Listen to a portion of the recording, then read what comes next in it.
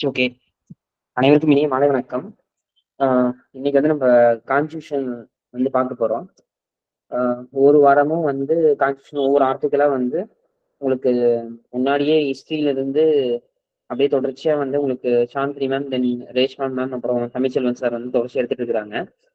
அந்த வகையில இன்னைக்கு வந்து சரி ஓகே நம்மளும் ஒரு செக்ஷன் பார்ப்போம், ஒரு ஆர்டிக்கிள் பார்ப்போம் அப்படின்னு சொல்லி வந்திருக்கேன். எந்த அளவுக்கு கவர் பண்ண முடியும்னு தெரியல. நம்ம பார்க்கலாம்.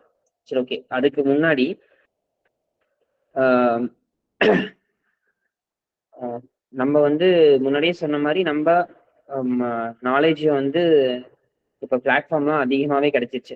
ஈவன் கூகுள்ல, இப்ப ஏஐ இது மாரி நெறைய நமக்கு வந்து இப்ப நாலேட்ஜ் கேதர் பண்றதுக்கான வாய்ப்புகள் வந்து இப்ப நெறைய வந்து வந்துருச்சு. நம்ம அத ஃபில்டர் பண்ணி ஒவ்வொரு இடத்துலயும் எப்படி வந்து அத நம்ம பயன்படுத்திக்கிறதுன்னு சொல்லி, அந்த அளவுக்கு நம்ம முன்னோக்கி போயிட்டுருக்கோம். அப்போ நாலேட்ஜ்ன்றது ம நமக்கு இப்ப கொட்டி கிடக்குது வெளிய. நம்ப அத எந்த அளவுக்கு டைம் யூட்டிலைஸ் பண்ணி அத வாங்கிக்கிறோம்ன்றது தான் அத முடிவு பண்ணுது. அதை காட்டிலும் நம்ம வந்து நம்மள்ட்ட வந்து சில அ பழக்கவழக்கங்கள, தென் வந்து மாண்புகள வந்து நம்ம வளர்த்துக்கணும். அதுல ஒண்ணு வந்து என்ன அப்டின்னா, பேசுறது. ஏன்னா, பேசுறது வந்து நம்ப இயல்பா ஃப்ரெண்ட்ஸ் அரட்டை அடிக்கிறது இதெல்லாம் காட்டிலும், எந்த ஊருக்கு எந்த சைடு நம்ம போனாலுமே, அங்க இருக்க மனிதர்களோடு நம்ப ஒரு பேச்ச வந்து தொடங்கணும். ஈவன் ஒரு கடைக்கு போறோம், கடையில அங்க பரிமாறுறவங்களா இருக்கட்டும், இல்ல பேருந்துல போறோம், பேருந்துல நம்ம பக்கத்துல உட்காந்துருக்கவங்களாகட்டும், இது மாரி நம்ம எங்கெல்லாம் போறோமோ, இல்ல நம்ம நண்பர்கள்ட்ட ஆகட்டும், நம்ப வீட்ல இருக்கக்கூடிய அப்பா, அம்மாட்டயும், இப்படி வந்து நம்ம உரையாடல வந்து என்னைக்குமே நம்ம வந்து தொடங்கணும். ஏன்னா இப்ப வந்து வந்துட்டனால நம்ம உரையாடல் முழுக்க நம்ம ஃபோனோடயே போயிருது. வீடியோஸ் பார்க்கறது, ஃபோன வந்து ஸ்க்ரோல் பண்றது அப்படின்னு மாரியே நமக்கு பொழுதுகள் வந்து போயிருது. அப்ப அத காட்டிலும் நம்ம வந்து மனிதர்களோடு உரையாடும்போது, நமக்கான அனுபவங்கள் வந்து நெறையவே கிடைக்கும். எந்த அளவுக்கு நம்ம வந்து ஒரு விஷயத்த உரையாடுறோமோ, விவாதிக்கிறோமோ, அதன் மூலமா நமக்கு நெறைய வந்து நம்மளோட நமக்கு வந்து ஏற்படும். அப்படி பார்த்தோம் அப்படின்னா, நமக்கு இந்தியன் கான்ஸ்டிடியூஷனிலே கிட்டத்தட்ட ஆ 47ல எழுத ஆரம்பிக்கிறாங்க. 49ல முடிக்கிறாங்க. 49ல முடிச்சு கிட்டத்தட்ட அ அத முடிச்சு அந்த அவையில வைக்கும்பொழுது, அவ்வளோ பெரிய டிபேட் வந்து நடந்துகிட்டே இருக்குது.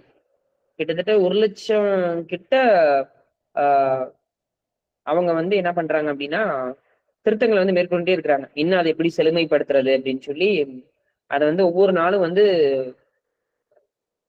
செழுமைப்படுத்திட்டே இருக்கிறாங்க.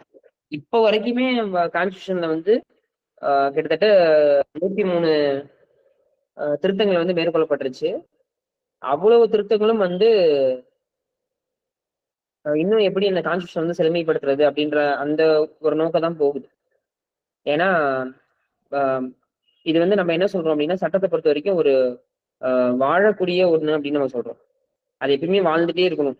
அது ஏதோ புத்தகத்துல வந்து பேப்பரோட இல்லாம, மத்தவங்க மத்தியில அது வாழணும் அப்படின்னு சொல்லி சொல்றாங்க. அந்த மாரி தான் நம்ப பேசக்கூடிய வார்த்தைகளும், ஒவ்வொரு வாழ்வுல வந்து மாற்றத்தை ஏற்படுத்தக்கூடிய வகையில இருக்கணும். அதனால தான் திருவள்ளுவர் வந்து என்ன சொல்றாங்க அப்படின்னா, "இனிய உளவாக இன்னாத கூறல், தனியிருப்ப காய் கவர்ந்தற்று" அப்படின்றாங்க. அப்ப என்ன? பேசுறதுக்கு வந்து இனிமையான சொற்கள் இருக்கும்பொழுது, நம்ம கடுஞ்சொற்கள வந்து பயன்படுத்துறது எதுக்கு சமமானது அப்படின்னா, ஒரு நல்ல பழங்களா இருக்கிற இடத்துல நம்ம வந்து காய எடுத்து உண்ணுவதற்கு வந்து சமமாகும் அப்படின்னு சொல்லி சொல்றாங்க. அப்ப அந்த மாரி நம்ம வந்து மத்தவங்கள்ட்ட பேசும்பொழுதும் சரி, ஆ விவாதிக்கும்போதும் சரி, நம்மளோட வார்த்தைகள்ல வந்து ரொம்ப கவனமா தேவை. ஏன்னா அந்த வார்த்தைகள் மூலமா மத்தவங்களோட வாழ்க்கைய வந்து பண்படுத்துற வகையான நெறைய விஷயங்கள் வந்து ஏற்படும். அதுவும் நம்ப அட்வொகேட் ப்ரொஃபஷன பொறுத்தவரைக்கும் நம்ம பேசக்கூடிய ஒவ்வொரு வார்த்தையும் வந்து, ஆ ஒவ்வொரு வேல்யூபிள் நமக்கு வந்து நம்மளோட ஆர்குமெண்ட் வந்து நிலைநிறுத்துறதுக்கான வாய்ப்புகள் வந்து நெறையவே இருக்குது. அப்படி வந்து நெறைய ஒரு சில வார்த்தைகள் மூலமாவே ஜட்ஜஸ் வந்து கோவம் அடைஞ்சது உண்டு. பெரிய கோவமான ஜட்ஜஸ் கூட நம்ம சொல்லக்கூடிய வார்த்தைகள் மூலமா மனமாற்றம் அடைந்தது உண்டு. அதனால நம்ப வந்து நம்மளோட வார்த்தைகள வந்து என்னைக்குமே ரொம்ப கவனமா கையாளணும். முடிஞ்ச அளவுக்கு அந்த வார்த்தைகள் வந்து இன்னொருத்தங்கள காயப்படுத்தாத வகையில வந்து அமைஞ்சா அப்படின்னா, இன்னமும் சிறப்பா இருக்கும். நமக்கான அந்த நட்புமே வந்து என்னைக்குமே தொடரும். அந்த வகையில அ இந்த ஒரு விஷயத்த கணக்குல எடுத்துட்டு, வரக்கூடிய காலகட்டத்தில நீங்க எல்லாருமே வந்து உங்களோட வார்த்தைகள வந்து இனிமையா, ஊக்குவிக்கிற வகையில வந்து சொல்லுவீங்கன்னு நம்புறோம். சரி ஓகே. இப்போ நம்ம இந்த கிளாஸோட எண்ட்ல சில இன்ட்ரெஸ்டிங்கான கான்செப்ட் சம்பந்தமான ஹிஸ்டரியில வந்து நம்ம பேசுவோம். ஏன்னா உங்களுக்கு ஹிஸ்டரி வந்து கிட்டத்தட்ட ஹிஸ்டரி கிளாஸ் யூடியூப்ல பார்த்தேன் 6-7 கிளாஸ் கிட்ட போயிடுச்சு. அந்த ஹிஸ்டரியில வந்து நான் ஒரு மாறுபட்ட கோணத்துல வந்து நான் உங்களுக்கு கடைசியில வந்து சொல்றேன். சும்மா உங்களுக்கு ஒரு ஜாலியா நம்ம இன்ட்ரெஸ்டிங்கா அந்த த்ரில்லிங்கா நம்ம கேட்போம்ல கதையெல்லாம், அது மாதிரி அந்த த்ரில்லிங் செஷன் வந்து எண்ட்ல வச்சுக்கிறேன்.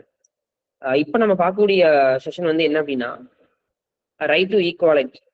ரைட் டு ஈக்குவாலிட்டின்றது 14ல இருந்து 18 வரைக்கும் நம்ம பார்க்கக்கூடியது வந்து எல்லாமே ரைட் டு ஈக்குவாலிட்டிக்குள்ள வந்து வருது. அப்போ இந்த கான்ஸ்டியூஷனோட ஒரு ஸ்டெப் ஸ்டெப் வந்து நம்ம நகர்றோம். ஏன்னா உங்களுக்கு 12 வரைக்கும் ஸ்டேட் எடுத்திருப்பாங்க. 13 வந்து அரசியல் சட்டம் வந்ததுக்கு அப்புறம் இருக்கக்கூடிய சட்டங்கள் வந்து அடிப்படை உரிமைகளுக்கு எதிராக இருந்துச்சு அப்படின்னா அதை என்ன பண்றது, அரசியல் சட்டம் வந்து முன்னாடியே வந்து வந்ததுக்கு முன்னாடி இயற்றப்பட்ட சட்டங்கள் அரசியல் சட்டத்துக்கு முரணா ஏதாச்சும் இருந்துச்சு அப்படின்னா அதை எப்படி நம்ம வந்து மாத்துறது அப்படின்றதுக்கான டாக்டரைன்ஸோட உங்களுக்கு ரேஷ்மா மேம் வந்து உங்களுக்கு எடுத்து விளக்கியிருப்பாங்க. பொதுவாகவே வந்து நம்ம எந்த ஆக்ட் படிக்கிறதுனாலும் சரி, நமக்கு ஆக்ட்ஸ் எல்லாம் பொறுத்த வரைக்கும் எதுவும் வந்து அந்நியமானது கிடையாது. தட் மீன்ஸ் வந்து நம்மளை விட்டு விலகுனது கிடையாது. இப்ப நான் உங்கள்ட்ட பேசிட்டு இருக்கேன் அப்படின்னா அது வந்து ஆர்டிகல் 19(1)A. அதே மாதிரி இப்ப நீங்க எல்லாரும் இங்க கேதர் ஆயிருக்கீங்க அப்படின்னா அப்போ நம்ம என்ன சொல்றோம் அப்படின்னா ஆர்டிகல் 19(1)Bன்னு சொல்றோம். ஆயுதமின்றி கூடக்கூடிய ஒரு உரிமை இருக்குன்றோம். இப்ப நம்ம எல்லாரும் சேர்த்து இந்த ஃபியூச்சர் ஜூரிஸ்ட் ஒரு சங்கமா அமைச்சிட்டோம் அப்படின்னா அது வந்து 19(1)C ஆயிருது. அப்புறம் நம்ம எல்லாரும் பிளான் பண்ணி நம்ம ஒரு நாள் சுப்ரீம் கோர்ட் போகலாம் அப்படின்னு சொல்லி ஒரு பிளான் பண்ணி நகர்றோம் அப்படின்னா அடுத்த பிரிவு வந்து D ஆயிருது. இப்படி வந்து நம்ம அன்றாடம் நடக்கக்கூடிய ஒரு நிகழ்வுகளுக்கு நம்பர் இல்லாம இருக்கு, அவ்வளவுதான். அந்த நம்பர் கொடுக்க போறோம். அந்த நம்பர் கொடுக்கறது போறது சம்பந்தமா தான் இப்ப நம்ம டிஸ்கஸும் பண்றோம். இப்ப இங்க இங்க வர்றதுல வந்து காவு அசோக் சாருக்கு வந்து, சார் நீங்க நல்லா பேசலாம், சத்தியம் நீங்க பேசக்கூடாது, மகேஸ்வரன் சார் இங்க நீங்க பேசக்கூடாது அப்படின்னு மாதிரியே எந்த ஒரு ரெஸ்ட்ரிக்ஷனும் யாருக்கும் கிடையாது. எல்லாருமே வந்து அந்த ரீசனபிள் ரெஸ்ட்ரிக்ஷன் சொல்லி 2ல சொல்லக்கூடிய அந்த விஷயத்துக்கு நான் போக வரல. இங்க வந்து எல்லாருமே நம்ம வந்து சமமா மதிக்கிறோம், சமமான வாய்ப்புகளை ஏற்படுத்தி கொடுக்குறோம், சமமா நடத்துறோம். அதான் முக்கியம். அப்போ இந்த ரைட் டு ஈக்குவாலிட்டின்றது ஒரு ரைட், என்ன சமமா நடத்துன்னு சொல்றதே நம்ம கேட்டது. அப்போ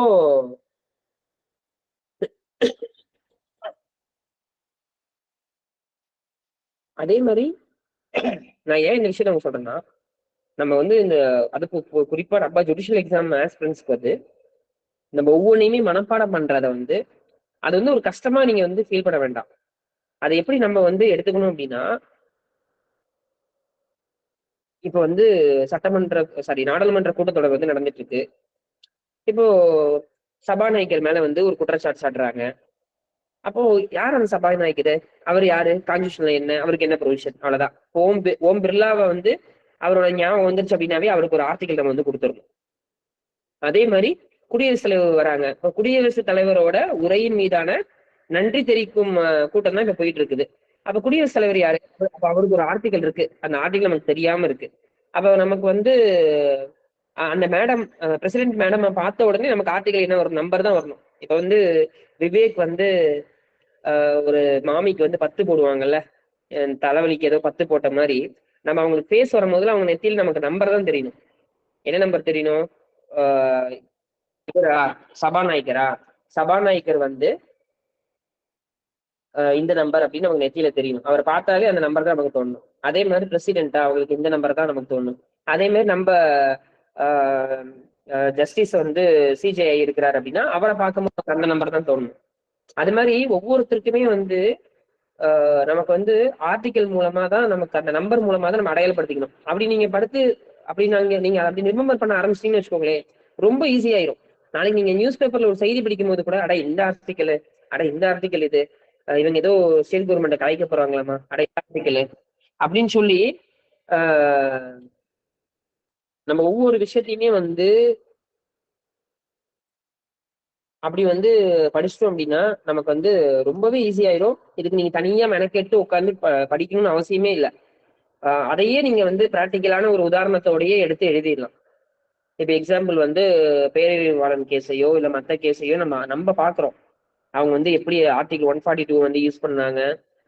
மத்த கவர்னர் வந்து எப்படி அவருக்கான சட்டமன்றத்துல இருந்து ஒரு தீர்மானத்தை நிறைவேற்றி அனுப்புனதுக்கு அப்புறமா அவர் எப்படி வச்சிட்டு இருந்தாரு. இதுவரை ஒவ்வொருமே அதுக்கு எல்லாத்துக்குமே வந்து பிரிவுகள் வந்து இருக்குது. அப்ப நாளைக்கு நீங்க எக்ஸாம்பிள் எழுதும் போது இந்த பிராக்டிக்கல் ஆஸ்பெக்டோட எழுதும் போதுதான் நமக்கு வந்து இன்னமும் ஓகே, இவங்க நிறைய விஷயங்கள் வந்து அப்டேட்டோட இருக்கிறாங்க அப்படின்ற விஷயமே தெரியும்.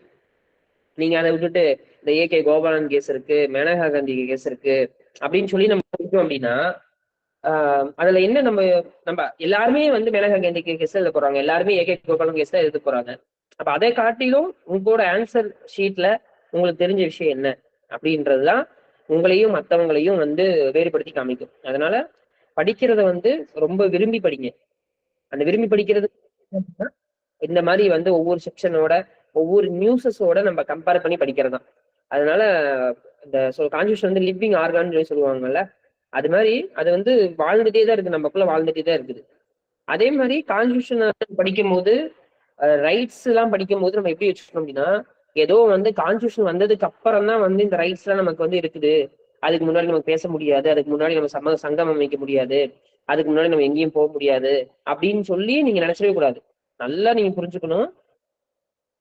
கான்ஸ்டியூஷன் வந்து இந்த ரைட்ஸ் எல்லாத்தையுமே வந்து கேரண்டி பண்ணுது, உறுதிப்படுத்துது. அப்ப இதுக்கு முன்னாடி இருக்கக்கூடிய அந்த உரிமைகளை ஆமா இனிமேல் இது ஒரு ஃபண்டமெண்டல் ரைட் அப்படின்னு சொல்லி உறுதிப்படுத்துது. அந்த உறுதிப்படுத்துறதுல இருந்துதான் நம்ம என்ன பண்றோம் அப்படின்னா அதை வந்து கேட்கிறோம். நம்மள்ட்ட இயல்பா வந்து இருக்கக்கூடிய பேச்சு வழக்கிலேயே வந்து நம்ம சட்டம்லாம் இருக்குது. நம்ம யாராச்சும் பேசிட்டு இருக்கும் போதே நீ பேசாத அப்படின்னு, என்ன பேசலாம்னு சொல்றது, நீ யாரு அப்படின்னு கேட்போம். அப்ப அவனுக்கு அந்த ரைட் தெரியுது என்ன பேசக்கூடாதுன்னு சொல்றது. அப்ப நான் எங்கேயாச்சும் போனானா நீ நான் போறது தடுக்க நீ யாரு அப்படின்னு சொல்லி இயல்பாவே கேட்கிறோம். அப்ப ஒவ்வொன்றுலயுமே வந்து அப்படி வந்து சட்டம் வந்து பின்னி பிணைஞ்சிருக்குது. அப்படி நீங்க வந்து ஒவ்வொரு விஷயத்துக்கும் படிச்சோம் அப்படின்னா நமக்கு வந்து ஈஸியா போயிடும். சரி, ஓகே. இப்போ ஆர்டிகல் 14 வந்து போயிடலாம்.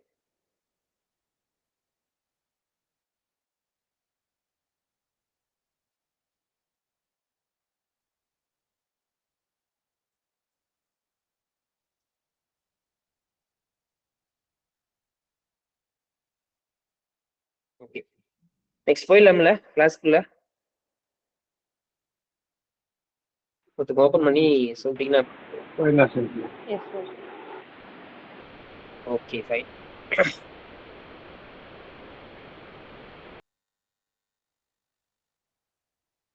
ஓகே,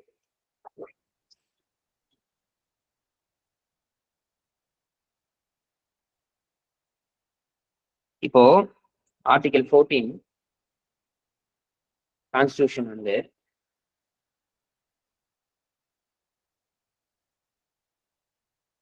இப்போ வந்து நல்லா பாருங்க. the state shall not deny to any person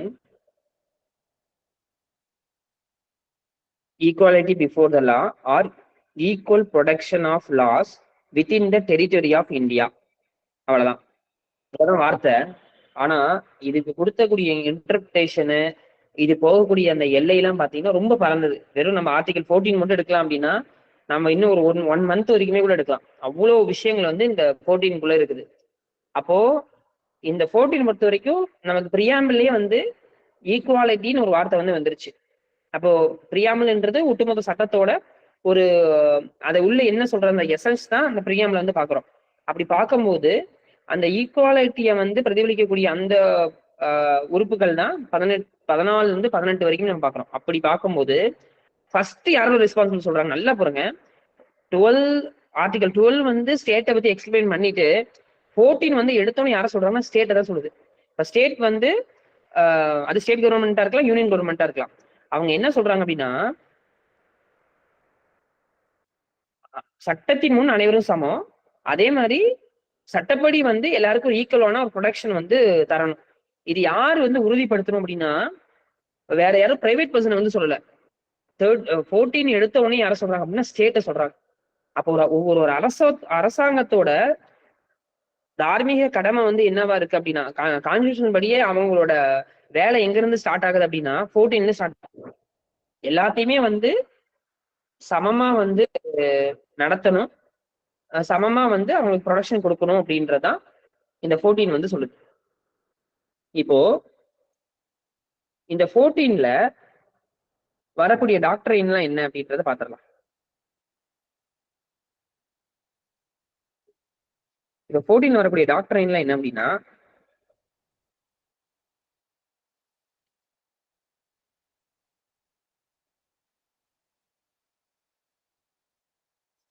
okay note பண்ணிக்கோங்க.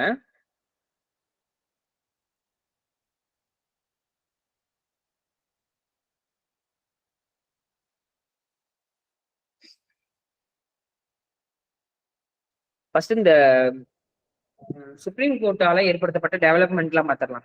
ஒண்ணு வந்து ரீசனபிள் கிளாசிபிகேஷன் அப்படின்ற ஒரு டெஸ்ட்.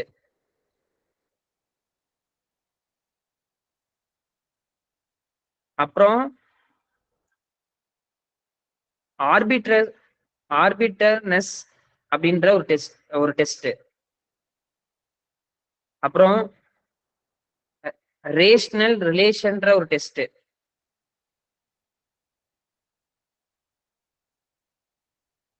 அப்புறம் இன்டெலிஜிபிள்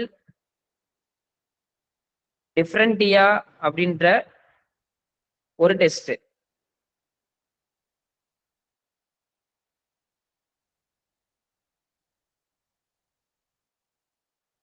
சார் ஒன்ஸ் நம்பர் திருப்பி சொல்லுங்க.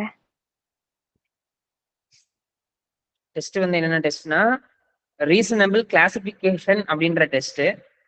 இந்த டெஸ்ட் எப்படின்னா, ஒரு கேஸ் வருதுன்னா இந்த டெஸ்ட் மூலமா அதை வந்து எப்படி வந்து இத ஆர்டிகல் 14 வந்து பாதிக்கிற மாதிரி இருக்குதா அப்படின்றதுக்கான அளவுகோல் வச்சு பாக்குற மாதிரி வச்சுக்கோங்க. ரீசனபிள் கிளாசிபிகேஷன் டெஸ்ட், இன்டெலிஜிபிள் டிஃபரண்டியா அப்படின்ற ஒரு டெஸ்ட், ரேஷனல் ரிலேஷன் அப்படின்ற ஒரு டெஸ்ட், ஆர்பிட்ரஸ் ஆர்பிட்டரனஸ் ARBITRARINESS.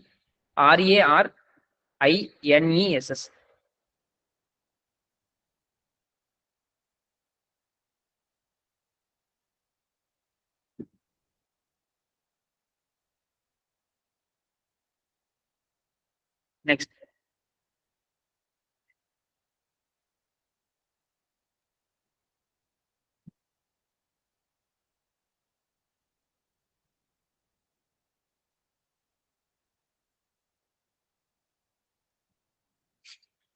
முக்கியமான விஷயம், எந்த இடத்துலயுமே வந்து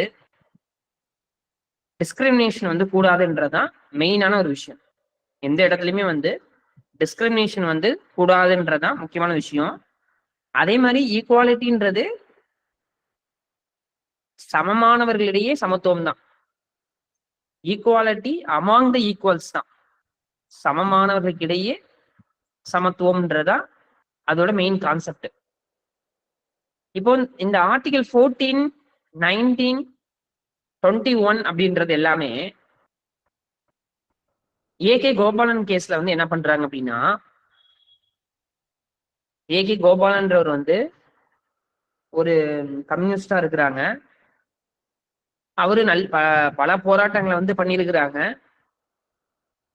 அந்த விடுதலை காலகட்டத்துல கரெக்டா சுதந்திரம் நமக்கு வழங்கக்கூடிய அந்த காலகட்டத்துல திருப்பி இவரை வந்து வெளியே விட்டோம் அப்படின்னா இன்னொரு பெரிய பிரச்சனை ஆகும் அப்படின்றதுக்காக அவரை வந்து தடுப்பு காவல் வந்து வைக்கிறாங்க. அந்த தடுப்பு காவலை வச்சதை வந்து கொஸ்டின் வந்து பண்றாங்க. அதை கொஸ்டின் பண்ணும் போது அவர் தடுப்பு காவலை வச்சது சரிதான் அப்படின்ற ஒரு முடிவுக்கு வந்து வராங்க.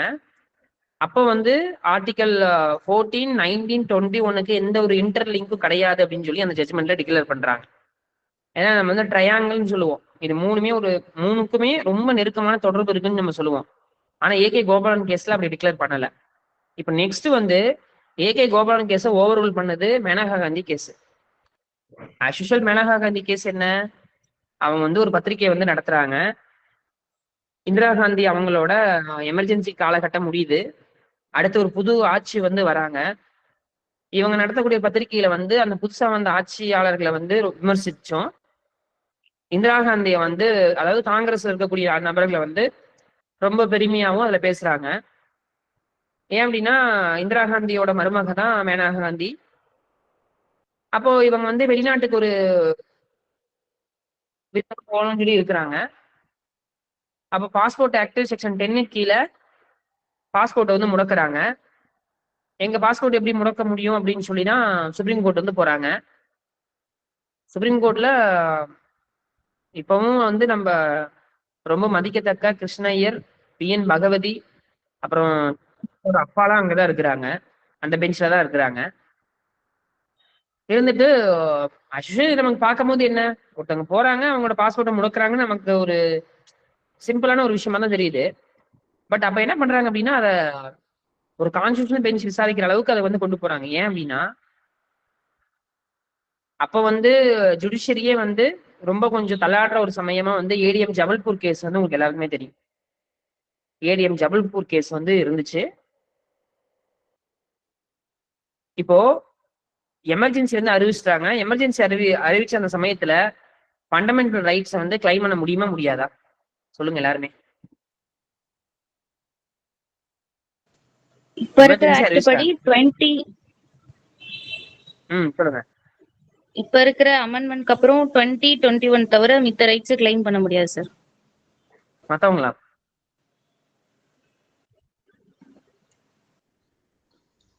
அதாங்க சார் மேம் சொன்னதாங்க.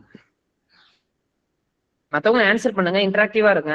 அதான் நம்ம ஜாலியா இருக்கும். இல்லை எனக்குமே போறக்கு ஆச்சு நம்ம தூங்க ஆரம்பிச்சிருவோம். நானும் தூங்கிட்டே இருக்கிற மாதிரி இருக்கும். நாளைக்கே வந்து ஒரு எமர்ஜென்சி அறிவிக்கிறாங்க.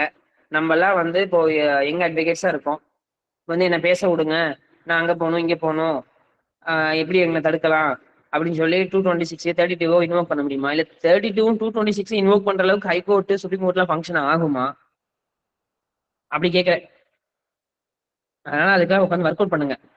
அப்படி வந்து உங்களை நீங்களே என்னைக்குமே நம்ம படிக்கும் போது இந்த இந்த இதுல சொல்லுவாங்க, பரிதாபங்கள்ல வந்து அவன் சொல்லுவாங்க இல்லைங்களா, ஏன் ஒருவேளை இருக்குமோ ஒருவேளை இருக்குமோ அப்படின்னு சொல்லுவாங்கல்ல, அது மாதிரி நீங்க வந்து பாசிட்டிவாவே படிக்க கூடாது.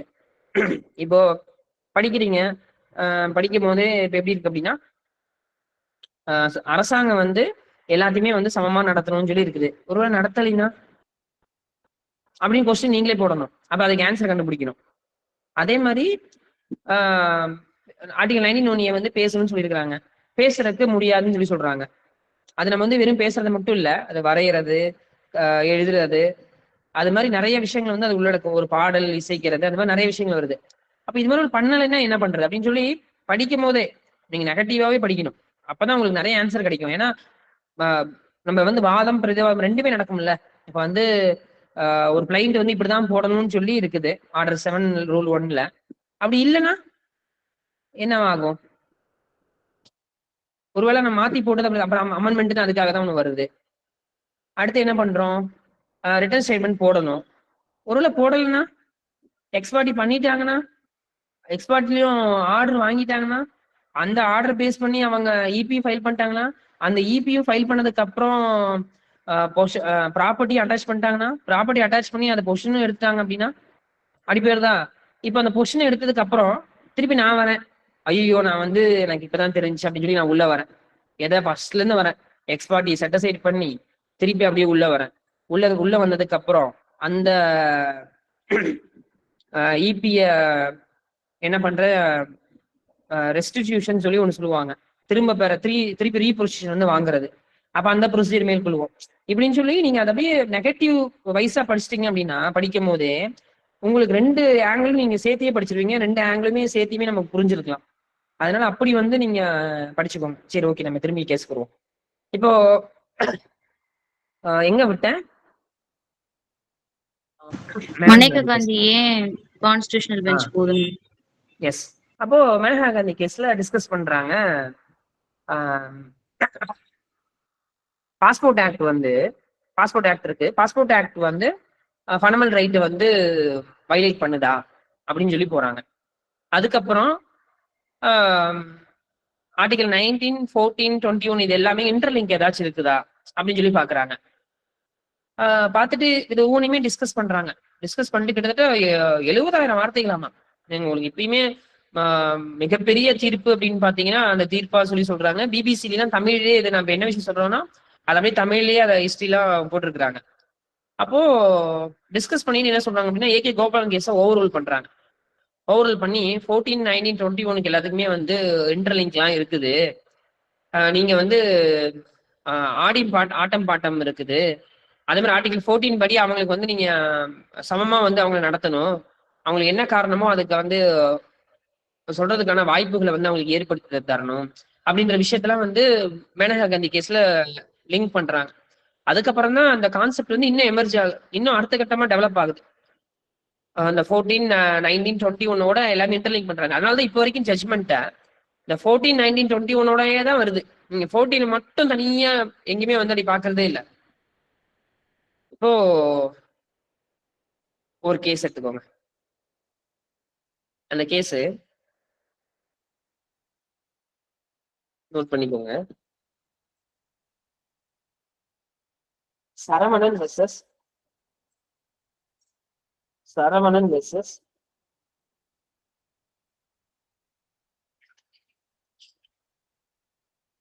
Saravanan Saravan versus the Deputy Inspector General of Police and others, 2023, 5 CTC, page number 378. Madurai பெஞ்ச்ல ஆக்சுவலா சரவணன்றவர் வந்து ஒரு போலீஸ். அவர் என்ன பண்றாருன்னா ஒரு லீவ் வந்து கேட்கிறாரு. என்ன விஷயமா லீவ் கேட்கிறாரு அப்படின்னா, ரொம்ப வருஷமா அவங்களுக்கு வந்து குழந்தைங்க இல்ல. IVF அப்படின்ற ஒரு முறை, இந்த டெஸ்ட் டியூப் பேபி அப்படின்ற மாதிரிலாம் அந்த முறை வருது இல்ல. இப்ப வந்து அந்த ஒரு செட்டப் வந்து எமர்ஜ் ஆயிட்டே வருது. அதன் மூலமா அவங்களுக்கு வந்து குழந்தை உருவாகுது. அதுக்குன்னு சொல்லி ஒரு குறிப்பிட்ட டைமுக்காக வந்து என்ன பண்றாரு அப்படின்னா லீவுக்கு எழுதி தராங்க. லீவ் அக்செப்ட் பண்ணிக்கல. திரும்பி கோர்ட் ஆர்டர் மூலமா உள்ள வராரு. உள்ள வந்து ஒரு லீவ் கேட்கிறாங்க. அன்பார்ச்சுனேட்டா என்ன ஆகுது அப்படின்னா அந்த அவங்க மனைவிக்கான அந்த டெலிவரி டேட் தள்ளி போகுது. தள்ளி போன அந்த டெலிவரி டேட் தள்ளி போன உடனே என்ன பண்றாங்க அப்படின்னா தள்ளி போன உடனே இவரால வந்து அதை கன்வே பண்ண முடியல. வாட்ஸ்அப்ல இதுலயே கன்வே பண்றாரு. உடனே இவர் என்ன பண்றாங்க அப்படின்னா ஒரு ஒரு என்ன சொல்றாங்க சர்க்குலர் ஒண்ணு போட்டு இவரை வந்து சஸ்பெண்ட் பண்றாங்க. இப்ப சஸ்பெண்ட் வந்து கொஸ்டின் பண்ணி தான் இந்த கேஸ்ல போறாங்க. பியூட்டிஃபுல்லா வந்து டிஸ்கஸ் பண்ணிருக்காங்க. நீங்க ஃப்ரீயாகவும் படிங்க. என்ன அப்படின்னா நான் எனக்கு இந்த ஜட்மெண்ட் படிக்கிற வரைக்குமே நம்ம என்ன நினைச்சிருப்போம், ஒரு மெட்டர்னிட்டி பெனிஃபிட்ன்றது ரெண்டு வகையா வாங்கிக்கலாம். என்னோட அறிவுக்கு உட்பட்டு ஒண்ணு வந்து மொத்தம் 9 மாசம் இருக்கு அப்படின்னா நீங்க வந்து கர்ப்பமானதுல இருந்து டெலிவரி ஆகுற முன்னாடி வரைக்கும் ஒரு டைம் எடுத்துக்கலாம். டெலிவரி ஆனதுக்கு அப்புறம் ஒரு டைம் எடுத்துக்கலாம். எக்ஸாம்பிள் நான் 9 மந்த் வரைக்குமே ஆபீஸ்க்கு வந்துட்டேன். ஒரு அரசு பணியா இருக்க 9 மந்த் வரைக்கும் வந்துட்டேன். அதுக்கப்புறம் டெலிவரி டைம் 1 மந்த் ஆகுது. அது அந்த டெலிவரிக்கு அப்புறம் ஒரு 9 மந்த் நான் வந்து அப்படி கழிச்சுக்கலாம். இல்ல நான் முன்னாடியே கழிச்சுக்கலாம். 2 பேரும் ரெண்டு பண்ணிக்கலாம். இது வந்து ஒரு தாய்க்கு மட்டும் தான் இருக்கிறதுன்ற மாதிரி பார்த்தோம். இப்போ அது மெட்டர்னிட்டி பெனிஃபிட் அப்படின்னும். இப்ப பேட்டர்னிட்டி பெனிஃபிட் அப்படின்னு மாதிரி அதை வந்து 2 பேத்துக்கும் பொதுவான ஒரு விஷயமா மாத்துறாங்க. அங்கதான் ஆர்டிகல் 14 வந்து டிஸ்கஸ் பண்றாங்க. 14, 19, 21. ஏன்னா அந்த குழந்தை வந்து வாழணும்ன்றது 21க்குள்ள வருது. அந்த 21க்குள்ள அவங்க வாழணும்ன்றதை உறுதிப்படுத்தணும் அப்படின்னா அவங்க அம்மாவுக்கும் அவங்க அப்பாவுக்கும் அந்த ஒரு வாய்ப்பை வந்து ஏற்படுத்தி கொடுக்கணும். அப்படி அது சம்பந்தமா டிஸ்கஸ் பண்றாங்க. அப்படி டிஸ்கஸ் பண்ணும்போது மெட்டர்னிட்டி லீவ்ன்றது பிஃபோர் டெலிவரிக்கு முன்னாடி மட்டும் இல்ல, அந்த டெலிவரி ஆனதுக்கு அப்புறமும் கூட அதை வந்து உறுதிப்படுத்த வேண்டியது வந்து இந்த கான்ஸ்டிடியூஷனோட டியூட்டியா வந்து இருக்குது அப்படின்னு சொல்லி அவருக்கு போட்ட அந்த சஸ்பென்ஷனை வந்து என்ன பண்றாங்க அப்படின்னா கேன்சல் பண்றாங்க. நீங்க ஃப்ரீ ஆகும்போது படிச்சு பாருங்க. நல்ல ஒரு அருமையான ஒரு டிஸ்கஷன். இப்போ நம்ம ரீசெண்டா நடந்த சில விஷயங்களை வந்து பார்க்கலாம்.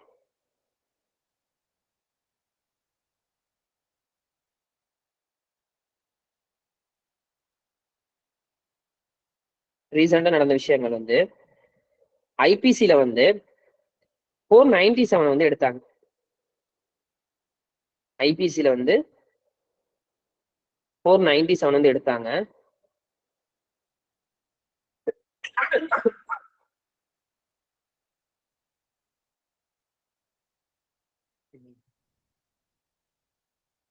அது case note பண்ணிருக்கோங்க.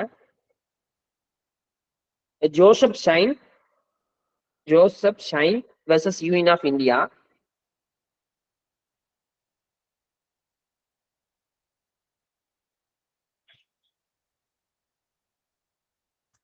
(2018) SEC Online, SC,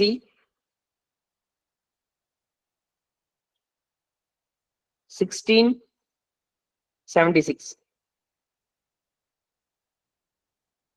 1676.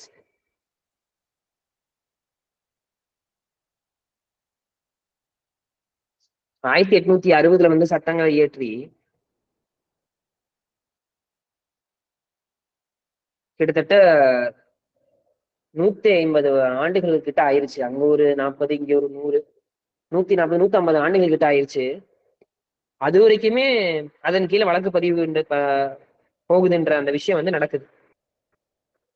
இந்த ஜோசப் ஷைன் அந்த கேஸ்க்கு அப்புறம் தான் அந்த 497 வந்து என்ன பண்றாங்க அப்படின்னா, அந்த அடல்ட்ரின்னு சொல்லக்கூடிய அந்த விஷயத்த டீக்ரிமினலைஸ்ட் வந்து ஆக்குறாங்க. அது வந்து தவறு கிடையாது அப்படின்னு மாதிரி ஆக்குறாங்க. ஆக்குனது மட்டும் இல்லாம நீங்க வந்து டிவோர்ஸ்க்கான கிரவுண்டா வந்து நீங்க எடுத்துக்கலாம், மற்றபடி அதை வந்து இதாக்க முடியாதுன்றாங்க. நான் அந்த செக்ஷனை வாசிக்கிறேன் பாருங்க, எவ்வளவு கேவலமா இருந்திருக்குன்றது.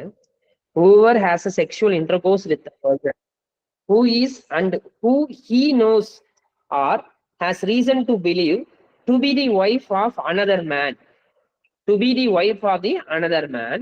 without the consent or convenience of that man, such sexual intercourse not amounting to the offense of the rape is guilty of the offense of the adultery and shall be punished with the imprisonment of the 8th. இத சந்திரசூட் வந்து அருமையா விஷயத்த சொல்லியிருப்பாங்க. என்னன்னா, ஒரு பெண்ணை வந்து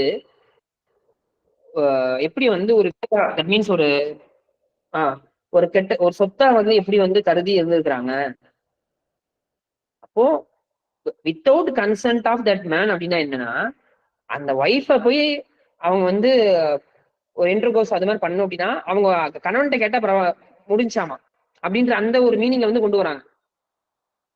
இப்ப வந்திருக்க சட்டத்திலயுமே இப்ப வந்து புது சட்டத்துல வந்து என்ன சொல்றாங்க, இது வந்து காலனி ஆதிக்க சட்டங்கள், இது வந்து நாங்க மாற்றங்கள் கொண்டு வரோம் அப்படின்னு சொல்லி கொண்டு வராங்க. கொண்டு வந்ததுல மேரிட்டல் ரேப்னு ஒரு விஷயம் இருக்கு. இப்ப வந்து ஒரு பொண்ணு இருக்கிறாங்க, ஒரு ஒரு ஆண் இருக்கிறான். அந்த பொண்ணை வந்து அடையணும்னு அவனுக்கு ஒரு விருப்பம் இருக்கு. அந்த பொண்ணோட விருப்பம் இல்லாம அந்த பொண்ணுகிட்ட போய் அவன் தப்பா. இப்ப என்ன இருக்கு அப்படின்னா, அவன் மேல 376 ஃபைல் பண்ணலாம். இப்போ அதே பையன் அந்த பொண்ணை வந்து அவங்க அப்பா அம்மாட்ட பேசி அந்த பொண்ணை கல்யாணம் பண்ணிக்கிறான். கல்யாணம் பண்ணதுக்கு அப்புறம் அதே பையன் அதே பொண்ணுகிட்ட அதே மாதிரி விருப்பம் இல்லாம நடந்துக்கிறான். இப்ப அவன் மேல 376 ஃபைல் பண்ண முடியுமா அப்படின்னு கேட்டா முடியுமா? சொல்லுங்க நீங்க எல்லாரும்.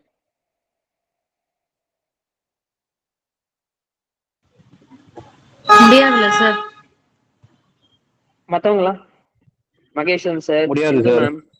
No sir. இப்ப கூட நிறைய ஹைகோர்ட்ல கூட அதை அப்ஹோல்ட் பண்ணிருக்காங்க. மேரிட்டல் ரிலேஷன்ஷிப்ல நடக்கிற மேரிட்டல் ரேப்னா கவர் பண்ணாது. அப்போ ஒரு சட்டம் வந்து கிட்டத்தட்ட 60 நாடுகளுக்கு மேற்பட்ட நாடுகள்ல மேரிட்டல் ரேப் வந்து தண்டனைக்குரியதுன்னு சொல்லி ஏற்றி இருக்கிறாங்க. ஒரு சட்டம் வந்து ஏற்றும் பொழுது இப்ப என்ன பண்ணணும் அப்படின்னா, நம்ம வந்து இன்னமும் வந்து அதை அடுத்த கட்டமா கொண்டு போகணும். இப்ப மேரிட்டல் ரேப்லாம் வந்து தண்டனையா நம்ம வந்து கொண்டு வந்திருக்கணும். இப்ப நான் முன்னாடியே சொன்ன கான்செப்ட் படி ஒரு பையன் இருக்கிறான், அந்த பையன் வந்து அந்த பொண்ணோட விருப்பம் இல்லாம நடந்துக்கும் போது 376 வந்து ஃபைல் பண்ணலாம். அவங்க அப்படியே மேரேஜ் பண்ணிக்கிட்டதுக்கு அப்புறம் அதே மாதிரி அந்த பொண்ணோட விருப்பம் இல்லாம அதே மாதிரி நடந்துக்கிட்டா 376 வராது.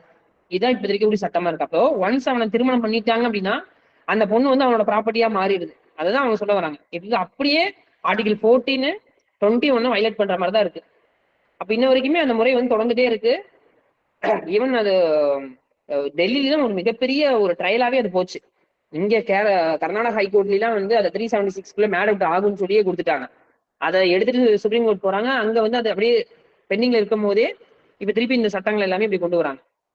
அதே மாதிரி அந்த 497லயுமே அதே மாதிரிதான். அங்க வந்து ஒரு ஈக்குவல் பிஃபோர் த லா வந்து அங்க இல்ல. அதனால தான் என்ன பண்றாங்க அப்படின்னா 497 வந்து ஸ்டக் டவுன் பண்றாங்க. சரி, ஓகே. இப்போ நெக்ஸ்ட் ஒரு கேஸ்ல போலாம். நெக்ஸ்ட் வந்து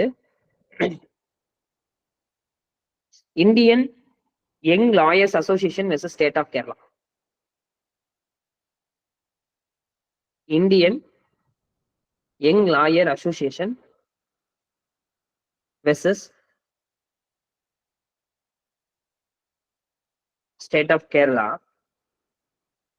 WP number WP red petition C 373 of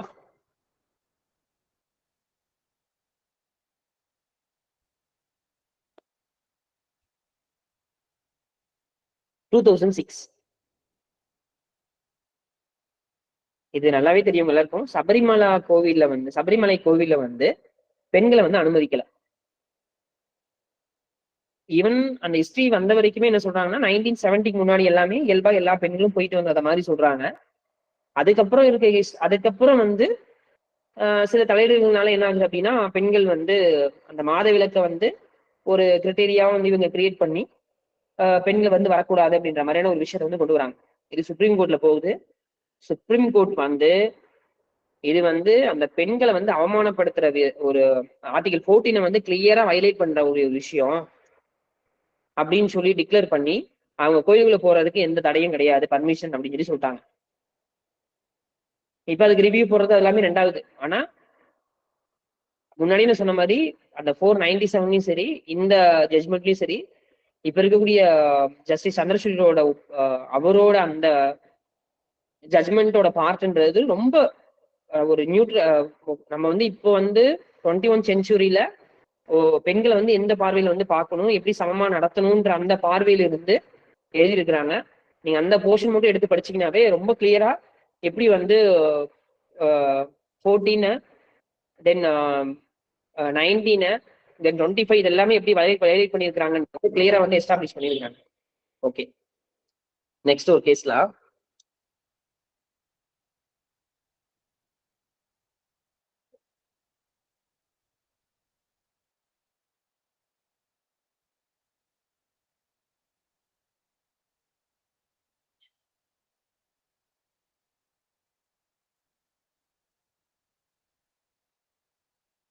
ஷயாரா Banu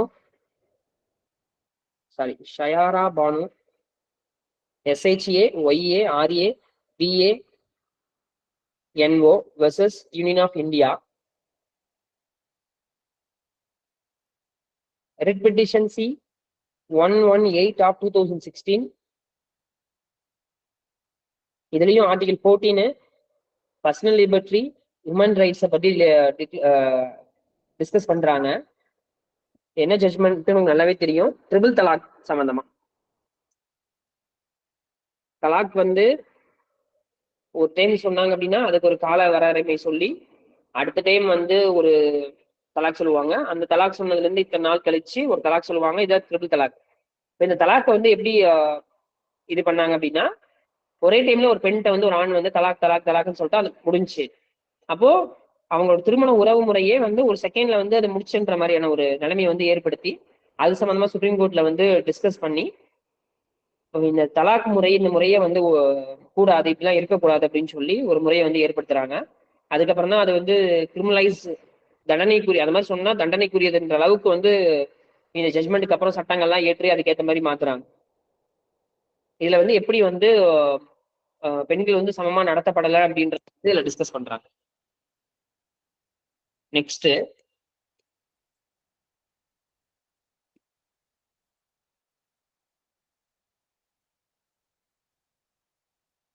இந்த 377 சம்பந்தமா.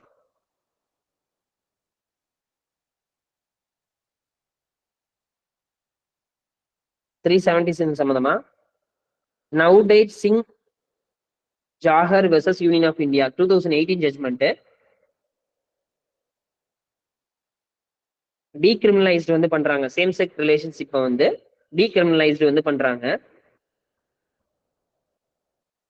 இது வந்து இந்த LGBT LGBTQ பிளஸ் சொல்லுங்க. சார் கேஸ் மறுபடியும் கொஞ்சம் சொல்லுங்க sir. NAVTEJ Navtej NAVTEJ Navtej Singh Johar versus JAUHAR versus Union of India 2018 judgement. இல்லைன்னா 377 வந்து சட்டத்தின் முன் அனைவரும் சமம் தானே, ஏன் எங்களுக்கு மட்டும் இந்த மாதிரி அதை வந்து இயல்பா அவங்களோட அந்த நேச்சுரலான மாற்றங்கள்னால வரக்கூடிய விஷயங்களை ஏன் கிரிமினலைஸ்டு வந்து ஆக்குறீங்க, இது ஆர்டிகல் 14 வந்து வயலேட் பண்ற மாதிரி இருக்குன்னு சொல்லி தான் அதுலயும் டிஸ்கஸ் பண்றாங்க. டிஸ்கஸ் பண்ணி 377 வந்து ஸ்டக் டவுன் பண்றாங்க இந்த ஜட்மெண்ட் மூலமா.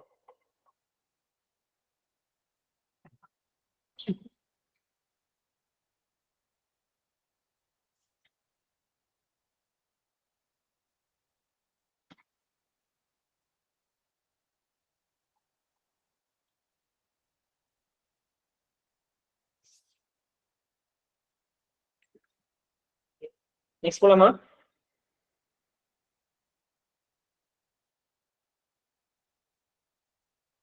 இது கன்செப்ட் போட்டா எனக்கு தெரியாது, இது என்னன்னு தெரியல, அப்டேட் ஆகல, அதனால எஸ் மைக் ஆன் பண்ணி சொல்லுங்க.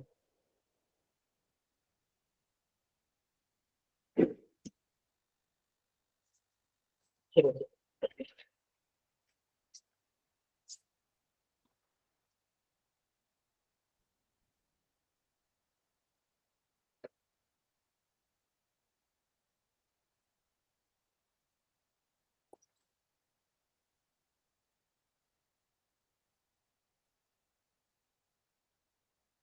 அதுக்கப்புறம் இந்த ஈக்குவல் பே ஃபார் ஈக்குவல் ஒர்க்ன்ற அந்த கான்செப்ட்லாம் அங்கிருந்து தான் உருவாகுது. இந்த ஆர்டிகல் 14 தான் டாக்டரின் ஆகுது.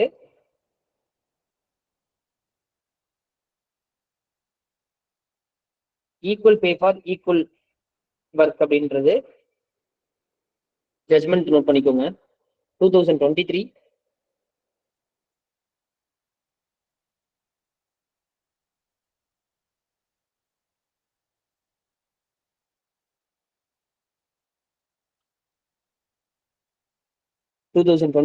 Live law SC page number 129 Union of India versus Indian navy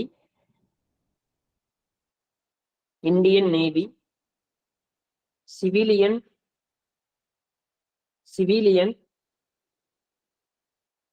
design officers association and others.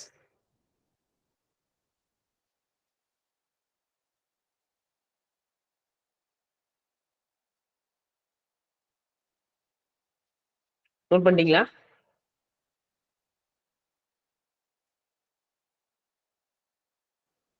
S sir. Okay.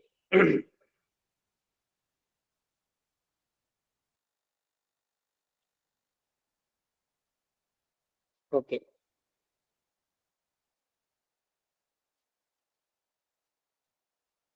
Next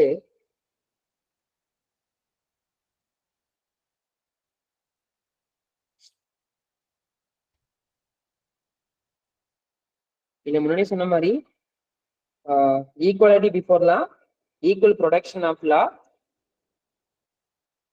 நான் discrimination, reasonable classification. Equality before law, equal protection of law, non discrimination, reasonable clarification.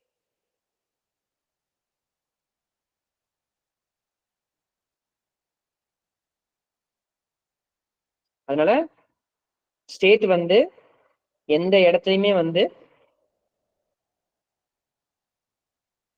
யாரையும் வந்து எந்த ஒரு discrimination வந்து பண்ணக்கூடாதுன்றதுதான் 14ஓட அந்த main point வந்து அதுதான். Okay, இப்போ நான் இந்த 14 to 18 வரைக்கும் நான் கவர் பண்றேன். அந்த 18 வரைக்கும் கவர் பண்ணும்போது 18 வரைக்கும் நான் கவர் பண்ணும்போது திருப்பி நான் உங்களுக்கு வந்து இந்த 14 இருந்து அந்த டாக்டரின்ஸோட அப்படியே இது பண்ணிடுறேன். அது வரைக்கும் நம்ம ஒரு டச் மாதிரி அப்படி நம்ம போயிடலாம். இப்போ அடுத்து 15 போயிடலாம். இப்போ 15 பாக்குறதுக்கு முன்னாடி 15, 16, 17 இது எல்லாமே நம்ம தமிழ்நாட்டை பொறுத்த வரைக்கும் ரொம்ப ரொம்ப ரொம்ப நம்ம வந்து அதோட என்ன சொல்றது, அதோட மாற்றத்தோட விஷயத்துல நம்மளோட பங்கு வந்து அளப்பரியது. அதனால நமக்கு வந்து அதோட ஹிஸ்டரின்றது நமக்கு வந்து ரொம்பவே தேவை. அதுவும் நம்ம இந்த கான்ஸ்டியூஷன் படிக்கும் போது அந்த ப்ரியர் ஹிஸ்டரி வந்து எதுக்காக உங்களுக்கு ரேஷ்மா மேம் தென் சாந்தி மேம் எல்லாம் எடுத்தாங்க அப்படின்னா அதோட தொடர்ச்சி தான் உங்களுக்கு பின்னாடி வரக்கூடிய செக்ஷன்ஸ் எல்லாமே வரும். இப்ப இந்த ஆர்டிகல் 14 பொறுத்த வரைக்கும் வந்து யூஎஸ்ல இருந்தையும் ஐரிஷ் கான்ஸ்டியூஷன் தான் அதை வந்து அங்க இருந்தா அதோட அந்த கான்செப்ட் வந்து எடுக்கிறாங்க. இப்போ 15 போறோம். இப்போ 15 போறதுக்கு முன்னாடி அந்த செக்ஷன்ஸ் அப்படியே உங்களுக்கு நான் வாசிச்சுறேன். அதுல உங்களுக்கு ஒரு ஹோம்ஒர்க்கும் கூட. என்ன ஹோம்ஒர்க் அப்படின்னா ஆர்டிகல் 15 யாராச்சும் வாசிங்களே. எல்லாரும் புக்கோட தானே உட்காந்துருக்கீங்க. 15 வந்து வாசிங்க. 15 வந்து அந்த ஃபர்ஸ்ட் பார்ட் மட்டும் மேல இருக்க தலைப்பு மட்டும் வாசிங்க. Article 15. Prohibition of discrimination on grounds of religion, race, caste, sex, or birth of place of birth. Okay, நம்ம சட்டத்தை பொறுத்த வரைக்கும் எந்த ஒரு வார்த்தையும் வந்து ரொம்ப கவனமா போடுவாங்க. என் கொஸ்டின் என்ன அப்படின்னா grounds of religion, race, caste, sex, comma place of பர்த்னு கூட போட்டிருக்காங்க. ஏன் ஆர் பிளேஸ் ஆஃப் பர்த்னு போட்டாங்க? அந்த ஆருக்கு என்ன மீனிங்? ஆருக்கு அப்புறம் பிளேஸ் ஆஃப் பர்த்னு ஏன் போட்டாங்க? இதான் என்னோட கொஸ்டின். ஹோம்ஒர்க் பண்ணிட்டு வாங்க எல்லாருமே. சரி, ஓகே.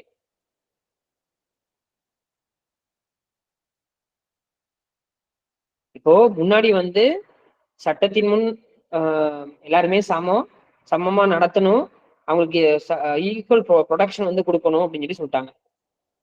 அதோட மட்டும் நிப்பாட்டல, அது இன்னும் எந்த வகையா இருக்குது அப்படின்றத சொல்றாங்க. என்ன வகையா? ஸ்டேட் வந்து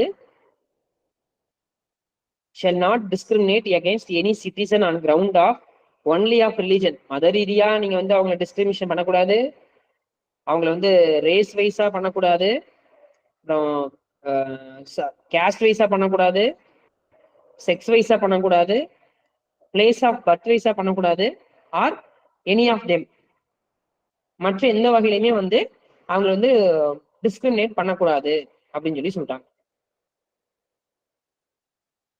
இது ஃபர்ஸ்ட். செகண்ட் ஒன்னு, no citizen shall on grounds only religion, race, caste, sex, place of birth, or any of them be subject to any disability, liability, restriction or condition with regard A. Access to shop, public restaurant, hotels and place of public entertainment. நல்லா பார்த்துக்கோங்க, இது நான் திருப்பி வரேன், ஒரு ஹிஸ்டரியோட நம்ம பார்க்கலாம். அதை the use of wells, tanks, bathing at road and place of public resort maintained wholly or partly out of state funds are dedicated to the use of general public. So first part உங்க எல்லாருக்குமே ஈஸியா புரிஞ்சிருக்கும், second பார்ட்டும் ஈஸியா புரிஞ்சிருக்கும். நான் third பார்ட்டுக்குள்ள வந்து enter ஆக விரும்புறேன். இப்போ சாரி, ஆமா, செகண்ட் பார்ட்ல ஏபிக்குள்ள என்டர் ஆக விரும்புறேன். இப்போ நல்லா பாருங்க, இப்போ இங்க அம்பேத்கர் வந்து ஒவ்வொரு பிரிவுகளை வடிவமைச்சிருக்காரு அப்படின்னா அந்த ஒவ்வொரு பிரிவுகளுக்கு பின்னாடியும் ஒரு ஹிஸ்டரி இருக்கு.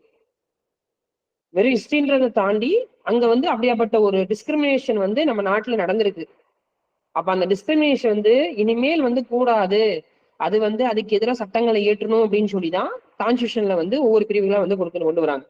இப்போ எக்ஸாம்பிள் நம்ம முன்னாடி அந்த மெட்டர்னிட்டி பெனிஃபிட் இது மாதிரிலாம் கூட இந்த 36 to 51 ஆர்டிக்கலை நம்ம பார்ப்போம். டிபிஎஸ்பின்னு சொல்லி டைரக்டர் பிரின்சிபல் ஆஃப் ஸ்டேட் பாலிசில பார்ப்போம். அதுல ஒரு பிரிவுல வந்து ஒரு பிரிவின் கீழே தான் வந்து மகப்பேறு சட்டம் சொல்லி 1960 அதுக்கப்புறம் கொண்டு வந்திருப்பாங்க. நீங்க இங்க இருக்கக்கூடிய ஒவ்வொன்றை பொறுத்து தான், இங்க இருக்கக்கூடிய ஒவ்வொன்றை வச்சுதான் நமக்கு வந்து சட்டமே இயற்றப்பட்டிருக்கும். இப்போ 39A சொல்லி ஒரு பிரிவு இருக்குது, இது இருக்கு, ஆர்டிகல் இருக்கு. அதை பேஸ் பண்ணி தான் லீகல் எய்ட்னு ஒரு கான்செப்ட் வந்து கொண்டு வராங்க.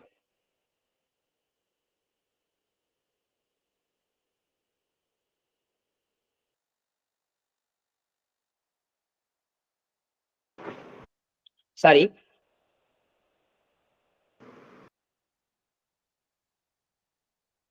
இதோட நிப்பாட்டினேன். சார் லீகல் எய்ட்ல இருந்து ஸ்டார்ட் பண்ணுங்க. எஸ், அப்போ அதே மாதிரி கான்ஸ்டியூஷன்ல இருக்கக்கூடிய இப்போ எக்ஸாம்பிள் வந்து 17 இருக்கு அப்படின்னா 17 பேஸ் பண்ணியும் 15 பேஸ் பண்ணி என்ன பண்றாங்க அப்படின்னா SC/ST ஆக்ட் 1989 வந்து கொண்டு வராங்க. அதுக்கப்புறம் முன்னாடி 1955ல தீண்டாமை ஒழிப்பு சட்டம் சொல்லி ஒன்று கொண்டு வராங்க. அப்படி இந்த ஆர்டிகிளை பேஸ் பண்ணி தான் அடுத்து ஒவ்வொரு சட்டமா தனித்தனியா எமர்ஜ் ஆகுது. இப்போ போக்ஸ் ஆக்ட், அதுக்கப்புறம் இங்க வந்து வெல்ஃபேர் கமிஷன் அமைக்கிறது, அதுக்கப்புறம் பெண்களுக்கு 33% இடஒதுக்கீடு கொண்டு வர்றது, நமக்கு எல்லாத்துக்குமே ரிசர்வேஷன் வந்து கொண்டு வர்றது, இது எல்லாமே பார்த்தோம் அப்படின்னா இந்த ஆர்டிகிளை பேஸ் பண்ணி தான் எமர்ஜ் ஆகுது. அப்படி பார்க்கும்போது முன்னாடி வந்து கோவில் தான் வந்து பொதுவாகவே அப்பத்துல இருந்து இப்போ வரைக்குமே வந்து ஒரு அதை மையமா வச்சுதான் மிகப்பெரிய ஆட்சி முறையே போயிருக்கும். இப்ப திருச்சி எடுத்துட்டீங்க அப்படின்னா திருச்சியில மலைக்கோட்டை இருக்கும். அந்த மலைக்கோட்டையில என்ன இருக்கும் அப்படின்னு பாத்தீங்கன்னா அங்கதான் உச்சி பிள்ளையார் கோயில் வந்து இருக்கும். அப்ப அங்க கோட்டை இருந்திருக்கு. ஏன் கோட்டை இருந்திருக்கு அப்படின்னா மன்னர்கள் அப்ப இருக்கக்கூடிய செல்வங்களை எல்லாத்தையுமே எங்க வந்து வச்சிருப்பாங்க அப்படின்னா கோவில்கள் இருக்கக்கூடிய ரகசிய அறைகள்ல வந்து பதுக்கி வச்சிருப்பாங்க. இப்ப ஒரிசாலயோ சம்திங் ஏதோ ஒரு ஊர்ல கூட அந்த பூரி ஜெகநாதர் கோவில்ல வந்து ஒரு மிகப்பெரிய சுரங்கம் இருக்குது. அங்க வந்து ரகசிய கதவு இருக்கு. அங்க வந்து அந்த கதவோட சாவி வந்து தமிழர்கிட்ட தான் இருக்கு அப்படின்ற அந்த விஷயங்களை இப்ப பேசினாங்கல்ல. இப்ப ரீசெண்டா எலெக்ஷன் சமயத்தை கூட பெரிய பிரச்சனையாச்சுல. அப்போ மன்னர்கள், அப்ப வாழ்ந்த மன்னர்கள்லாம் தன்னை நோக்கி வந்து படையெடுத்து வருவாங்கன்னு சொல்லி அவங்க அந்த படையெடுத்த அந்த இதெல்லாம் எங்க பதுக்கி வைப்பாங்க அப்படின்னா கோவில்கள்ல தான் வந்து வச்சிருப்பாங்க. அதனால தஞ்சையில் இருக்கக்கூடிய பெரிய கோவில்கள்ல வந்து சுத்திலும், நீங்க தஞ்சை பெரிய கோவில் போனீங்கன்னா தெரியும், சுத்திலும் வந்து அங்க வரக்கூடிய தஞ்சையில நீங்க மியூசியம் போனீங்கன்னா தெரியும், காவேரி வந்து உருவாகி தஞ்சைக்கு வர அந்த பகுதியில கரெக்டா தஞ்சை பெரிய கோவில் வரும்போது அந்த நீர் போக்கு வந்து தஞ்சை கோவிலை சுத்தி இருக்கும். எப்படின்னா அவங்க அந்த தண்ணியை மீறி தான் கோவிலுக்குள்ளேயே வர மாதிரி இருக்கும். இப்ப வந்து நம்ம எல்லாரும் ஆக்சஸ் பண்றதுக்காக ஈஸி ஆயிடுச்சு. ஆனா அந்த கோவில வந்து தண்ணியை கடந்துதான் நீங்க உள்ளே போகணும். அப்போ அரசர் வந்து அந்த கோட்டையெல்லாம் அப்படிதான் வடிவமைக்கப்பட்டிருக்கும். அதே மாதிரி நீங்க வேலூர் கோட்டை ஆகட்டும், இன்னும் நிறைய கோட்டைகள் வந்து எப்படி வடிவமைக்கப்பட்டிருக்கும் அப்படின்னா அந்த கோவிலை சுத்தி தான் வடிவமைக்கப்பட்டிருக்கும். கோவிலோட ஆட்சி முறைகளே அப்படிதான் இருந்திருக்கும். நீங்க வந்து சோழர் காலத்துல நம்ம தஞ்சை, இங்க பக்கத்துல தஞ்சை பெரிய கோயில அந்த கோவிலை சுத்தி 18 வகையான கேஸ்ட் வந்து அப்படியே இருக்கும். வந்து வேலுசாமின்னு சொல்லி ஒருத்தங்க இருக்காங்க. நீங்க ஃப்ரீயா இருக்கும்போது கோவில் நிலம் சாதின்னு ஒரு புத்தகம் இருக்கு. நீங்க அதை வாங்கி படிச்சீங்க அப்படின்னா கோவில்ல வந்து எப்படி கட்டமைச்சிருக்கிறாங்கன்ற அந்த விஷயம்லாம் தெரியும். அப்படி வந்து அப்ப இருக்கும்போது கோவில்களை வந்து பல்வேறு நுழைவாயில்கள் வந்து ஏற்படுத்துறாங்க. அந்த நுழைவாயில்கள்ல ஒவ்வொருத்தரும் வந்து எது வரைக்கும் போய் வழிபடலான்ற ஒரு முறை வந்து அப்ப ஏற்படுத்துறாங்க. அப்படி இருக்கும்போது இந்த பட்டியலின மக்கள் வந்து அந்த கோயிலுக்குள்ளேயே நுழ முடியாத ஒரு நிலைமையெல்லாம் வந்துச்சு. பட்டியலின மக்கள்னா பட்டியலின மக்கள் மட்டும் இல்ல, அப்ப இருக்கக்கூடிய பிற்படுத்தப்பட்ட மக்களும் கோயில்களை உள்ள நுழைய முடியாது. கோவில்ல வந்து ஒவ்வொரு கட்டத்துக்கு ஒவ்வொருத்தரும் போக முடியுன்ற ஒரு நிலைமையை வந்து ஏற்படுத்திருந்தாங்க. அப்போ இதை எதிர்த்து தமிழ்நாட்டுல வந்து கோவில் நுழைவு போராட்டம் சொல்லி நிறைய போராட்டங்கள் வந்து இங்க நடக்குது. கோவில் நுழைவு போராட்டம், இன்னும் சொல்ல போனா தெருவுக்குள்ளேயே போக முடியாம அந்த தெருவுக்குள்ள நுழையிறதுக்கான போராட்டங்கள், இது மாதிரிலாம் நடக்குது. இப்ப பெரியார வந்து வைக்கம் வீரர்லாம் நம்ம வந்து அழைக்கிறோம் இல்ல, அப்ப அங்க வைக்கத்துல வந்து ஒரு மிகப்பெரிய போராட்டம் வந்து இது மாதிரி நடக்குது. இதெல்லாம் எதுக்காக சொல்றேன் அப்படின்னா இந்த ஆர்டிகல்ல கிளியரா அங்க கொடுத்துருக்காங்க பாருங்க. Access to shop, public restaurant, hotel and place of public entertainment. இப்போ இவங்கனால ஒரு பொதுவான ஒரு பப்ளிக் ரெஸ்டாரண்ட்டுக்கோ பப்ளிக் ஹோட்டலுக்கோ பப்ளிக்கா பொழுதுபோக்கக்கூடிய ஒரு இடத்துக்கோ இவங்களால நுழைய முடியாத அளவுக்கு தடை இருந்திருக்கு அந்த காலகட்டத்துல. நெக்ஸ்ட் அடுத்து பாருங்களேன், யூஸ் ஆஃப் வெல்ஸ், பொது கிணறுகளை அவங்க பயன்படுத்த முடியாது. அதனாலதான் அம்பேத்கர் வந்து இந்த பொது குளத்துல வந்து நீர் இருக்கக்கூடிய ஒரு போராட்டத்தை வந்து கொண்டு வராங்க. அப்பதான் வந்து நீங்க அம்பேத்கரோட படம் வந்து பார்த்திருப்பீங்க. அம்பேத்கர் போய் தண்ணி எடுத்து வந்ததுக்கு அப்புறம் தண்ணி வந்து தீட்டுப்பட்டுருச்சுன்னு சொல்லி இவங்க யாகம் எல்லாம் பண்ணுவாங்க. அந்த யாகத்துக்கு என்ன மந்திரம் சொல்லுவாங்கன்றத கூட அம்பேத்கர் வந்து அந்த மந்திரத்தை தான் சொல்லுவாங்க. அப்படி வந்து ஒரு முறை வந்து அப்ப இருந்துச்சு. அதனாலதான் அவர் அம்பேத்கர் வந்து அதுல தெளிவா uses of wells, tanks, bathing ghats, roads and places, அந்த பொதுவான இடத்துக்கு இது எதுவுமே போக முடியாது. இதெல்லாம் எங்க அரசாங்கத்தினால பாதியா ஃபண்டு செஞ்சு பராமரிக்கப்பட்ட அந்த இடத்துக்கு அவங்கனால போறதுக்கு தடை விதிக்கப்பட்டு இருந்தாங்க முன்னாடி. அப்படி வந்து இப்ப போறதுக்கான தடையை வந்து ஏற்படுத்திடக்கூடாது எந்த வகையிலுமே அப்படின்னு சொல்லிதான் அம்பேத்கர் வந்து அதை வந்து கொண்டு வராங்க. அதனால அப்படி நீங்க சேர்த்து புரிஞ்சுக்கணும். அதை இப்போ வந்து அனைத்து சாதியிலும் அர்ச்சகர் ஆகலாம்னு சொல்லி இந்த சேஷாமால் கேஸ் சொல்லி நிறைய கேசஸ் எல்லாம் வந்து இருக்கு. இப்போ ரீசெண்டா நான் அடுத்த கிளாஸ்ல உங்களுக்கு எக்ஸ்பிளைன் பண்றேன். ஜஸ்டிஸ் ஆனந்த வெங்கடேஷ்ஜியை வந்து சேலத்துல நடக்கக்கூடிய ஒரு கோவில்ல அர்ச்சகருக்கான விளம்பரம் வந்து கொடுக்குறாங்க. அதுக்கு வந்து இந்த அனைத்து சாதியிலும் அர்ச்சகர் ஆகலாம்னு சொல்லிட்டு ஒரு பயிற்சி தமிழக அரசுனால கிரியேட் பண்றாங்க. அதன் மூலமா ஒருத்தர் வந்து எவால்வேட் ஆகுறாரு, தட் மீன்ஸ் விண்ணப்பிக்கிறாரு. அந்த விண்ணப்பிக்கை வந்து நிராகரிக்கிறாங்க. அந்த ஒரு ப்ரொசீஜர் போகுது. இன்னொரு ப்ரொசீஜர் வந்து என்ன நடக்குது அப்படின்னா, அதே கோவில்ல வந்து அர்ச்சகருக்கான ஒரு விளம்பரம் கொடுக்கப்படுது. அந்த விளம்பரத்தை எதிர்த்து அங்க இருக்கக்கூடிய அர்ச்சகர் வந்து போறாங்க. இப்ப இதை வந்து ஜஸ்டிஸ் தீர்மானிச்சு அதுக்கு வந்து ஒரு தீர்வு கொடுக்குறாங்க. அதை எடுத்து சுப்ரீம் கோர்ட் போறாங்க. சுப்ரீம் கோர்ட்ல அதுக்கெல்லாம் நாங்க ஸ்டே பண்ண முடியாதுன்னு சொல்லி MM சுந்தரேஷ் ஜே வந்து பெஞ்ச் வந்து டிக்ளேர் பண்றாங்க. அந்த ஜட்மெண்ட் நம்ம நெக்ஸ்ட் டைம் பார்க்கலாம். அது ரிலேட்டட் 14, 15, தென் டைரக்ட்லி 25 அதுக்குள்ள நம்ம பின்னாடி பார்க்கணும். இதை ஏன் சொல்ல வரேன்னா, நமக்கு வந்து அப்படி ஒரு ஹிஸ்டரி வந்து நம்ம தமிழ்நாட்டை பொறுத்தவரைக்கும் இருக்கு. அதனால அந்த 15 வந்து ஆஸ் யூஷுவல் நம்ம அப்படியே கடந்து போற மாதிரி நம்ம பாத்திர வேண்டாம்.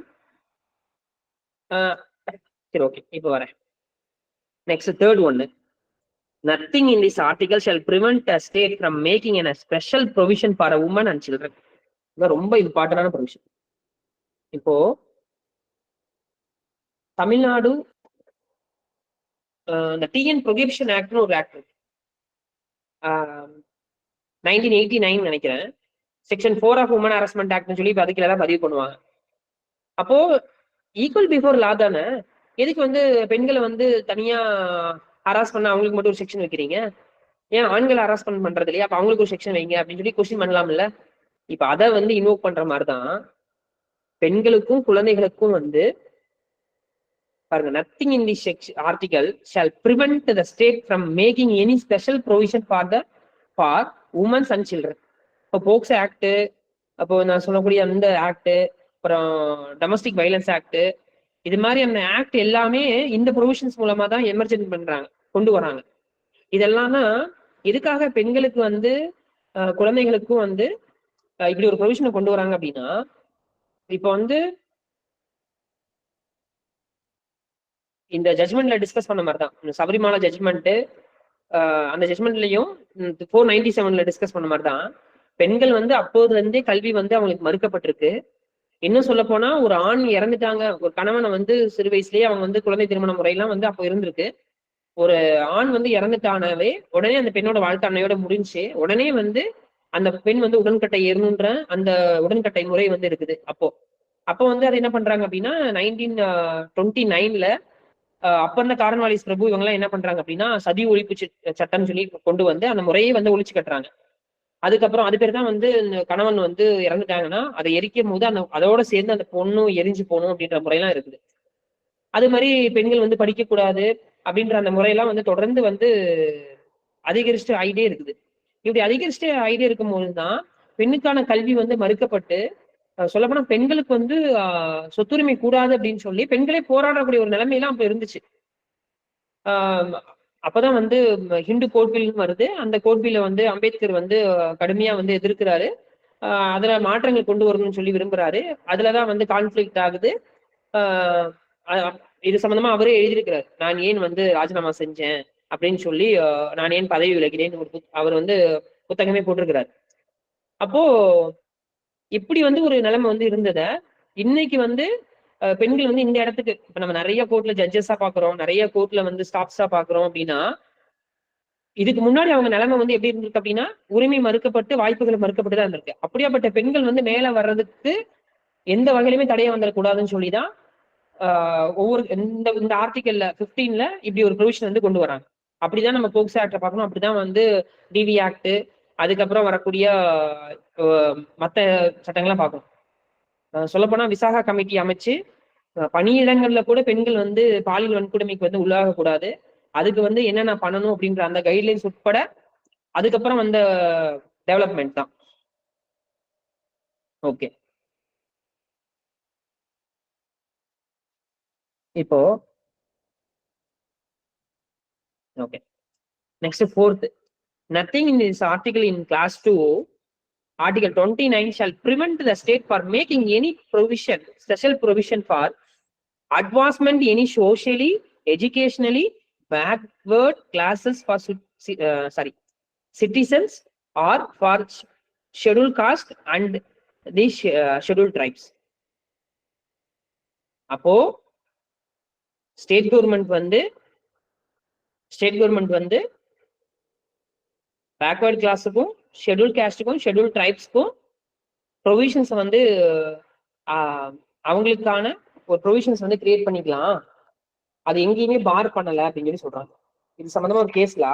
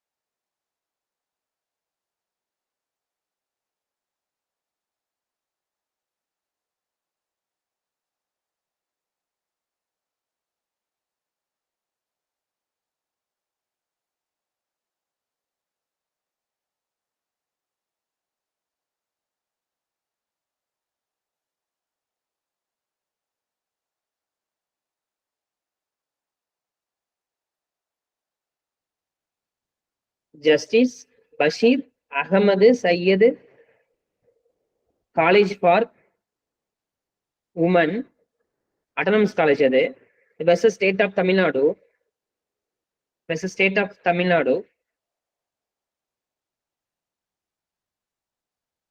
2023 5 CTC page number 529 Madras.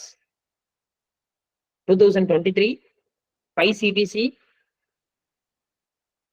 page number 529.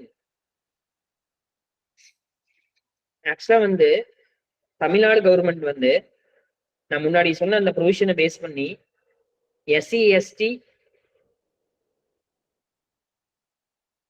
Reservation act 2006 அப்படின்னு சொல்லி ஒரு ஆக்ட் கொண்டு வந்திருக்கிறாங்க.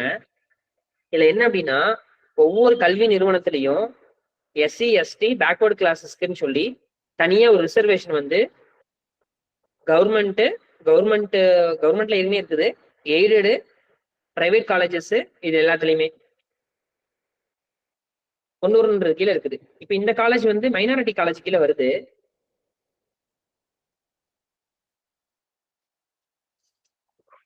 இந்த காலேஜ்ல வந்து ரிசர்வேஷன் ஃபாலோ பண்ணலன்றதான் கேஸ். இப்ப அதுல என்ன சொல்றாங்க அப்படின்னா, 29 கீழே எஸ்டாப்ளிஷ் பண்ண மைனாரிட்டி காலேஜுக்கு வந்து அது வந்து எக்ஸ்க்ளூடடு. என்னது, ஸ்டேட் கவர்மெண்ட் வந்து, ஏன்னா இந்த பார்லிமெண்ட்ல வந்து ஒரு அமெண்ட்மெண்ட் வந்து கொண்டு வராங்க, பார்லிமெண்ட்ல வந்து விவாதிக்கப்பட்டு இந்த மைனாரிட்டி இன்ஸ்டிடியூஷன்ல வந்து ஸ்டேட் கவர்மெண்ட் வந்து ஏற்கனவே அந்த பவர் கொடுத்ததை பேஸ் பண்ணி அவங்க வந்து எதுவும் பண்ண முடியாதுன்னு சொல்லி எக்ஸ்க்ளூடல் பண்றாங்க.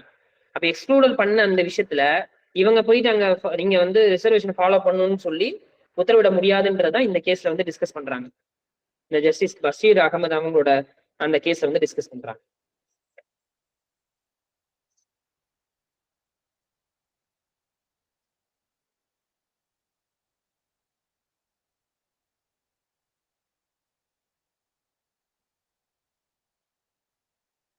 ஓகே, நெக்ஸ்ட்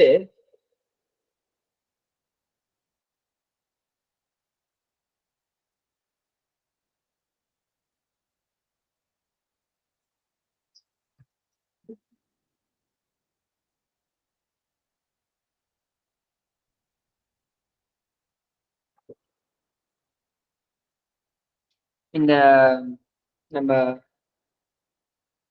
இந்த ரிசர்வேஷன் பாக்குறது எல்லாமே வந்து ஒரு சோசியல் ப்ரொமோஷன் அப்படின்னு சொல்லக்கூடியது. அதாவது அடித்தட்டு மக்கள் வந்து BC, OBC, then SC, ST இவங்கெல்லாம் இருக்கிறாங்க அப்படின்னா அவங்கள வந்து அடுத்த கட்டமா கொண்டு போறதுக்கான முறைகளை கையாளாத பேர் வந்து சோசியல் ப்ரொமோஷன்றது. ஏன்னா ஏற்கனவே அவங்க வந்து அடித்தட்டு நிலைமையில இருக்கிறாங்க, அவங்களை அடுத்த கட்டமா கொண்டு போற ஒரு முறை தான் சோசியல் ப்ரொமோஷன்றது. அந்த சோசியல் ப்ரொமோஷன் சம்பந்தமா டிஸ்கஸ் பண்ற டெஃபினிஷன் வந்து என்ன அப்படின்னா, Kalias versus KALIAS Kalias versus state of Maharashtra AAR 2011 AAR 2011 SC page number 598. Page number வந்து 598.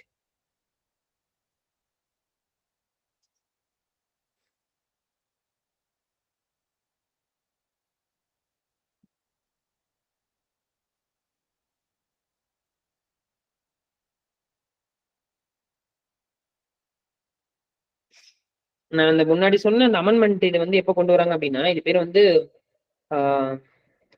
நெக்ஸ்ட் 5th வந்து வருது. அது 93rd அமெண்ட்மெண்ட் 2005. அதாவது ஆர்டிகல் 15 கிளாஸ் 5 வந்து ஒரு அமெண்ட்மெண்ட் மூலமா உருவாகுது.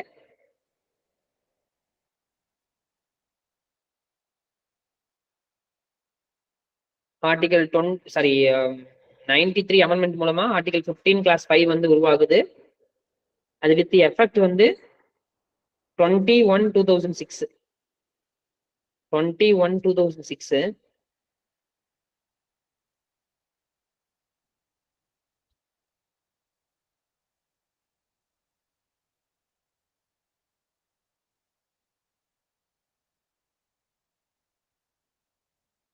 நான் சொன்னது அதே விஷயத்த வந்து டிஸ்கஸ் பண்றது சேம் ஜட்ஜ்மெண்ட். இன்னொரு ஜட்ஜ்மெண்ட் என்ன அப்படின்னா, the secretary versus state of Tamil Nadu 2023 3 law weekly page number 251. 251 நம்ம இப்போ ஏற்கனவே சொன்ன அதே கான்செப்ட் இதுலயும் டிஸ்கஸ் பண்ணியிருக்காங்க.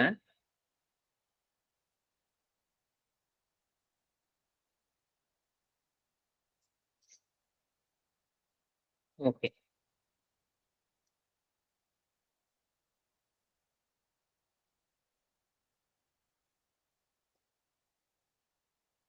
நோட் பண்ணிட்டீங்களா? நெக்ஸ்ட் போலாமா?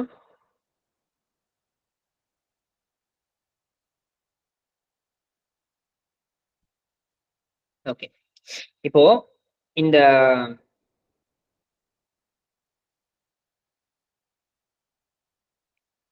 இப்ப நம்ம பார்த்த இந்த 15 கிளாஸ் 4 பேஸ் பண்ணி தான் என்ன பண்றாங்க அப்படின்னா, ரிசர்வேஷன்ற அந்த கான்செப்ட் எல்லாமே இங்க இருந்து அப்படி எமர்ஜ் ஆகுது. நான் முன்னாடியே சொன்ன மாதிரி நம்ம தமிழ்நாடு மற்ற மாநிலத்தை காட்டிலுமே நம்ம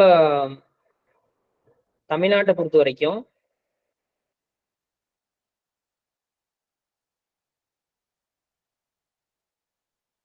அதுக்கான ஒரு ஹிஸ்டரின்றது ஒரு நீண்ட காலமா வந்து ஒரு ஹிஸ்டரி இருக்குது.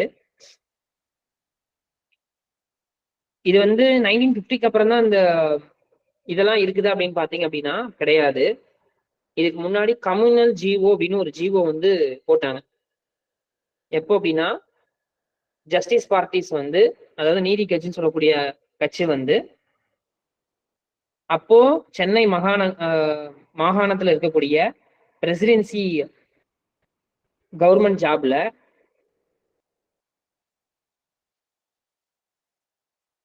ஏன்னா அவங்க முன்னாடி இருந்தது வந்து பிராமணர்கள் அல்லாத ஒரு சங்கம் சொல்லி வச்சு அது பேர் ஜஸ்டிஸ் பார்ட்டின்னு சொல்லி பிற்காலத்தை வந்து மாத்துறாங்க.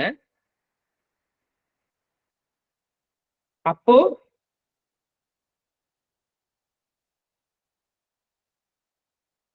என்ன பண்றாங்க அப்படின்னா, ஒரு ஜிஓ போடுறாங்க. அது பேர் இந்த கம்யூனல் ஜிஓ அப்படின்னு சொல்லி. அப்போ வந்து அதை நிறைவேற்ற முடியாம இருக்குது. அப்போ வந்து பெரியார் உட்பட இவங்க எல்லாமே காங்கிரஸ்ல வந்து இருக்கிறாங்க. அதுக்கப்புறம் அதை வந்து தீவிரமா கொண்டு வரணும் அப்படின்னு சொல்லி முயற்சிகள் எடுக்கிறாங்க. அதை பேஸ் பண்ணி 1927 வந்து என்ன பண்றாங்க அப்படின்னா, அப்போ வந்து பிரசிடென்சி சீஃப் மினிஸ்டரா வந்து யார் இருக்கிறாங்க அப்படின்னா, அதாவது சென்னை பிரசிடென்சியோட சீஃப் மினிஸ்டரா சுப்பராயன் வந்துட்டாரு. சுப்பராயன் வந்து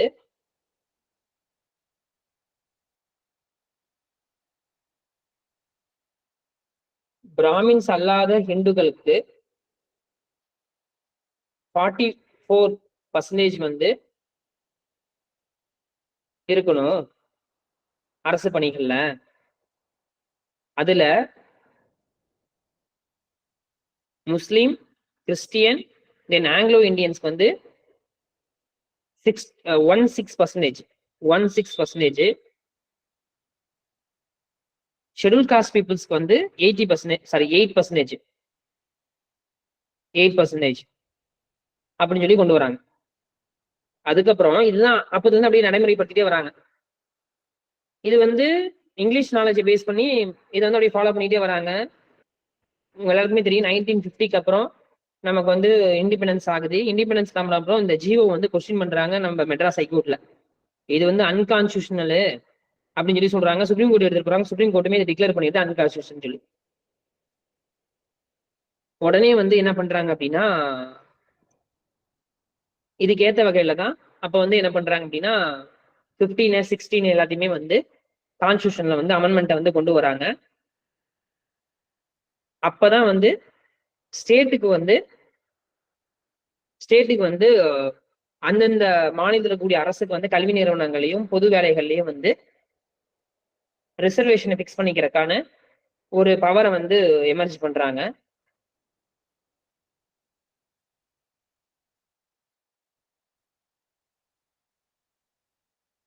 அப்படி பார்க்கும்போது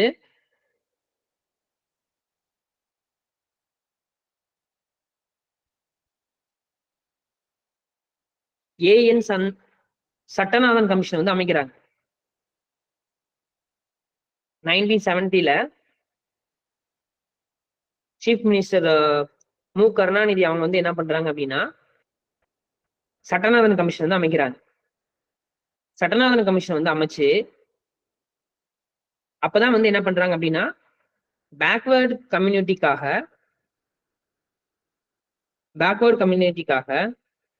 ஒரு கமிஷன் வந்து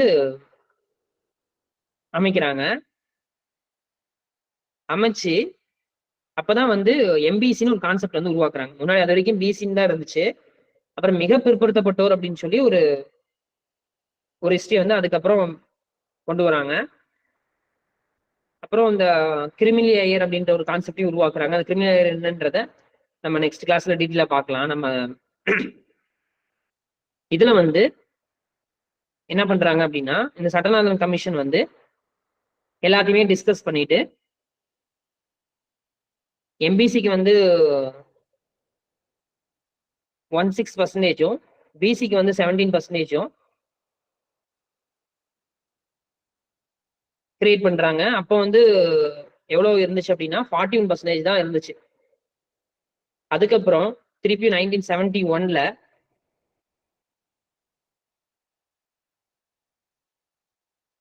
பிசிக்கு வந்து 25%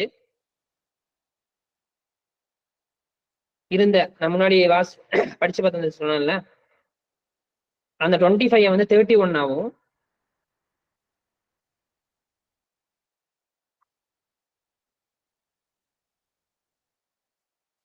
எஸ்சி எஸ்டிக்கு இருந்த 16% வந்து 18% ஆகும். அதாவது பிசிக்கு இருந்த பர்சன்டேஜ் 31 ஆகவும் எஸ்சி எஸ்டிக்கு இருந்ததை வந்து 16 வந்து 18 ஆகவும் வந்து கொண்டு வந்தாங்க. அப்போ அந்த 1971ல எவ்வளவு பர்சன்டேஜ் இருந்துச்சு அப்படின்னா 49% தான். மொத்தமா கால்குலேட் பண்ணோம் அப்படின்னா இந்த 31 + 18 49 தான் இருந்துச்சு.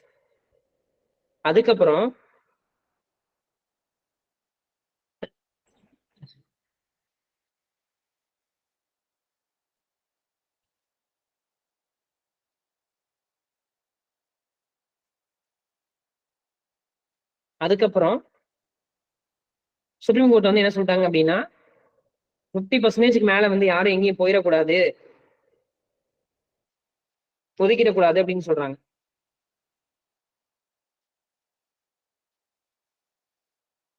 அப்போ அந்த காலகட்டத்தில் தான் வந்து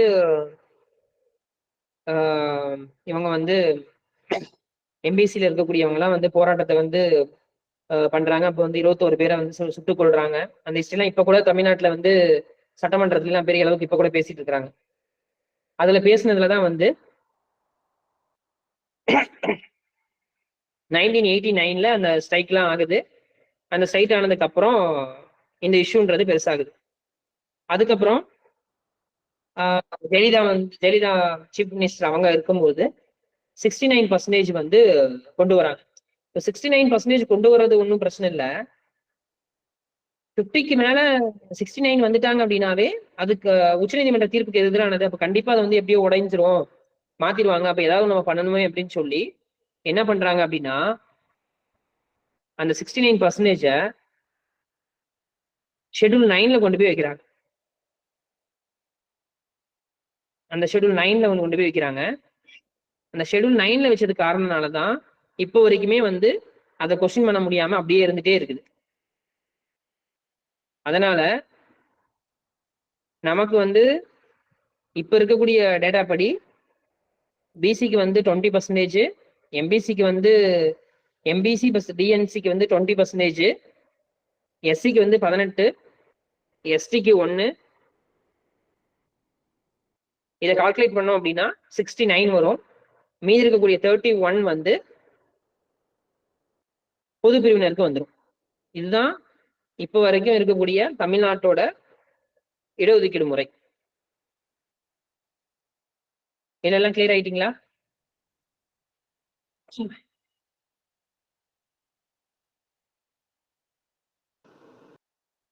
ஏதாவது இருக்கீங்களா இல்ல? Yes sir. சார் எனக்கு ஒரு டவுட் இருக்கு இதுல. கேளுங்க. சார் ஆர்டிகல் 15(4)ல வந்து பிற்படுத்தப்பட்ட மக்கள், அது அந்த கிளாஸ் சொல்றாங்கல்ல, அது பேக்வர்ட் கிளாஸஸ், அதுல யார் யார் வருவாங்க? வெறும் பிசி எம்பிசி மட்டும்தான் வருவாங்களா, இல்ல எஸ்சி எஸ்டியும் இன்க்ளூட் ஆவாங்களா? ஜென்ரல் கான்செப்டா எடுத்தோம் அப்படின்னா அதுல எல்லாருமே வந்துருவாங்க மேம். ஸ்பெசிபிக்கா உள்ள போய் பார்க்கணும் அப்படின்னா அதை அதுக்கப்புறம் தனித்தனியா கேட்டகரைஸ் பண்றாங்க. ரொம்ப பிற்படுத்தப்பட்டவங்கள அதை எப்படி கேட்டகரைஸ் பண்றாங்க அப்படின்னா அப்புறம் மிகவும் பிற்படுத்தப்பட்டவங்க ஆக்குறாங்க.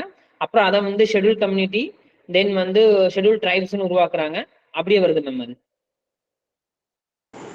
இதுதான் சார் எனக்கு எப்பவுமே அந்த 15ல 4 படிக்கும்போது மட்டும் என்னன்னா அதில் அல்லதுன்னு கொடுத்துட்டு ரெண்டுமே கொடுத்துருப்பான். பிற்படுத்தப்பட்ட மக்களுக்காக அல்லது எஸ்சி மற்றும் எஸ்டி மக்களுக்காக சட்டம் இயற்றலாம் அப்படின்றாங்க இல்லையா? அதனால இந்த ரிசர்வேஷன் அந்த இடத்துல யாருக்கு கொடுக்க வராங்க 15 நாள்லன்றது அப்பப்போ கொஞ்சம் குழப்பமாவே இருக்கு. ரிசர்வேஷன் கான்செப்டே அங்கதான் மேம் உருவாகுது. இவங்க எல்லாருக்குமே வந்து பவர் வந்து அங்க ஸ்டேட் கவர்மெண்ட்டுக்கு வந்து எங்க வந்து எனாக்ட் பண்ணலான்னு வருது அப்படின்னா அந்த இப்ப நீங்க வாசிச்சீங்கல்ல அதுலதான் உருவாகுது. அதுலதான் பிசிக்கு வந்து ஃபர்ஸ்ட் ஒதுக்கீடு பண்றாங்க. அதோட சேர்ந்து எஸ்சி எஸ்டிக்கு இவங்களுக்கு எல்லாம் ஒதுக்கீடு பண்றாங்க. அப்படி வரும்போது சட்டநாதன் கமிஷன் எல்லாம் கொண்டு வந்ததுக்கு அப்புறமும் இந்த பிசிலையும் இன்னும் மிகவும் பிற்படுத்தப்பட்டவங்களா இருக்கிறாங்க அப்படின்னு சொல்லிதான் எம்பிசின்னு சொல்லி ஒரு பிரிவை ஏற்படுத்தி அதுக்கு இவ்வளவு பர்சன்டேஜ் சொல்லி ஒதுக்குறாங்க. அப்படி பார்க்கும் போதுதான் நமக்கு வந்து தமிழ்நாட்டை பொறுத்த வரைக்கும் 69% வந்து தமிழ்நாட்டுக்கு வந்து வருது. சார் சார் இப்போ இந்த 29ல் அப்புறம் 30லலாம் வந்து இந்த பிற்படுத்தப்பட்ட மக்களுக்காக வந்து சில அவங்க வந்து காலேஜ்லாம் ஆரம்பிச்சுக்கலாம் அதெல்லாம் சொல்கிறாங்கல்ல, அது வந்து எல்லாருக்குமே வந்துடுமா? SC people, ST peoples, MBC, BC எல்லாருமே இந்த சிறுபான்மையன் அப்படின்னு வந்துடுவாங்களா? No ma'am, no ma'am. அந்த 29 அந்த இதுக்குல வந்து பாத்தீங்கன்னா மைனாரிட்டி பீப்புள்ஸ் வந்து வந்துருவாங்க. அதாவது முஸ்லிம்ஸ், கிறிஸ்டின்ஸ் அந்த ஒரு எஜுகேஷன் அந்த இதுக்குல வந்துருவாங்க மேம் அவங்க. ஏன்னா அதுல வந்து மைனாரிட்டி அப்படிதான் அந்த டெஃபினேஷன் இருப்பாங்க. இப்ப கூட லைவ்ல வந்து அது போயிட்டு இருக்கு. இப்ப அந்த நியூஸ் வந்து எந்த அளவுக்கு அது தெரியல. அலிகார் யூனிவர்சிட்டியில வந்து இந்த மைனாரிட்டி இன்ஸ்டியூஷன் கீழே அந்த ப்ரிவிலேஜ் எப்படி வரும் அப்படின்னு சொல்லி அந்த டிஸ்கஷன் வந்து அதை போயிட்டு இருக்கு. அது மாதிரி ஒவ்வொன்றும். ஆனா கான்செப்ட் வந்து இப்ப நான் முன்னாடி சொன்ன பாத்தீங்கன்னா இந்த ஜஸ்டிஸ் பஷீர் அகமது அவங்களோட கேஸ் கூட அது கூட என்னன்னா மைனாரிட்டி அந்த முஸ்லிம்ஸ் அந்த இதுக்குள்ள தான் வருது. Okay sir. Okay fine. சரி ஓகே. நெக்ஸ்ட் வந்து 5 இருக்கு, 6 இருக்கு. 5, 6 இதெல்லாம் இருக்கு. நான் இது வரைக்கும் நான் நிப்பாட்டிக்கிறேன்.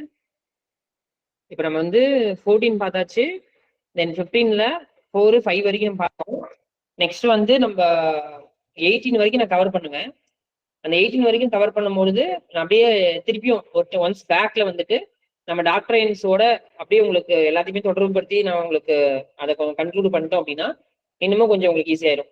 இதுக்கிடையில நீங்க என்ன பண்ணணும் அப்படின்னா, நான் சொன்ன மாதிரி முன்னாடியே வந்து நமக்கு வந்து நீங்க அடுத்தே வரும்போது இந்திராசாணி கேஸு, அதுக்கப்புறம் செண்பக துரைராஜன் கேஸு, தென் வந்து மண்டல் கமிஷனு, இந்த மாதிரி விஷயங்கள் நீங்க படிச்சுட்டு வந்துட்டீங்க அப்படின்னா இன்னும் நமக்கு வந்து ஈஸியா இருக்கும். ஏன்னா நமக்கு கான்ஸ்டியூஷனை பொறுத்த வரைக்கும் அது வந்து ஒரு இன்ட்ரெஸ்டிங்கான டாபிக் தான். ஏன்னா இப்போ நம்ம ஒரு ப்ரொவிஷன் படிக்கிறோம், அந்த ப்ரொவிஷனுக்கு பின்னாடி ஒரு மிகப்பெரிய ஒரு வரலாறே இருக்கும். அதனால அதையும் நீங்களும் கொஞ்சம் இன்ட்ரெஸ்டோட படிச்சுட்டீங்கன்னா உங்களுக்கும் கொஞ்சம் ஈஸியா இருக்கும். எப்பயுமே மறக்காது, மனசுலயுமே அப்படியே நமக்கு வந்து வச்சுக்கலாம்.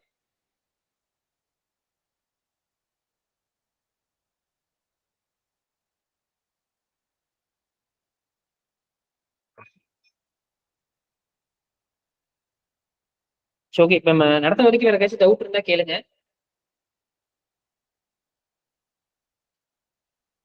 எல்லாரும் ஹேண்ட் ரைஸ் பண்ணுங்க. ஏன்னா ஆக்டிவா இருக்கீங்க, ஹேண்ட் ரைஸ் பண்ணுங்க.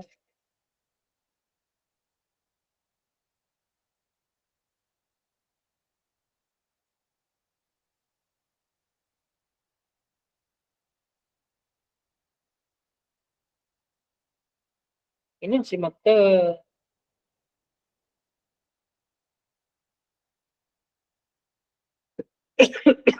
சரி ஓகே, சரி ஒரு இன்ட்ரெஸ்டான விஷயம் நம்ம டிஸ்கஸ் பண்ணலாமா, பேசலாமா? சும்மா கதை மாதிரி தான். Okay sir. இல்ல எல்லாரும் தூக்கம் வருதுன்னா இதோட நான் அடுத்த கிளாஸ்ல கூட பார்ப்போம். ஏன்னா சாப்பிட்டு தெம்பா தானே இருக்கீங்க, இல்ல சாப்பிடலையா?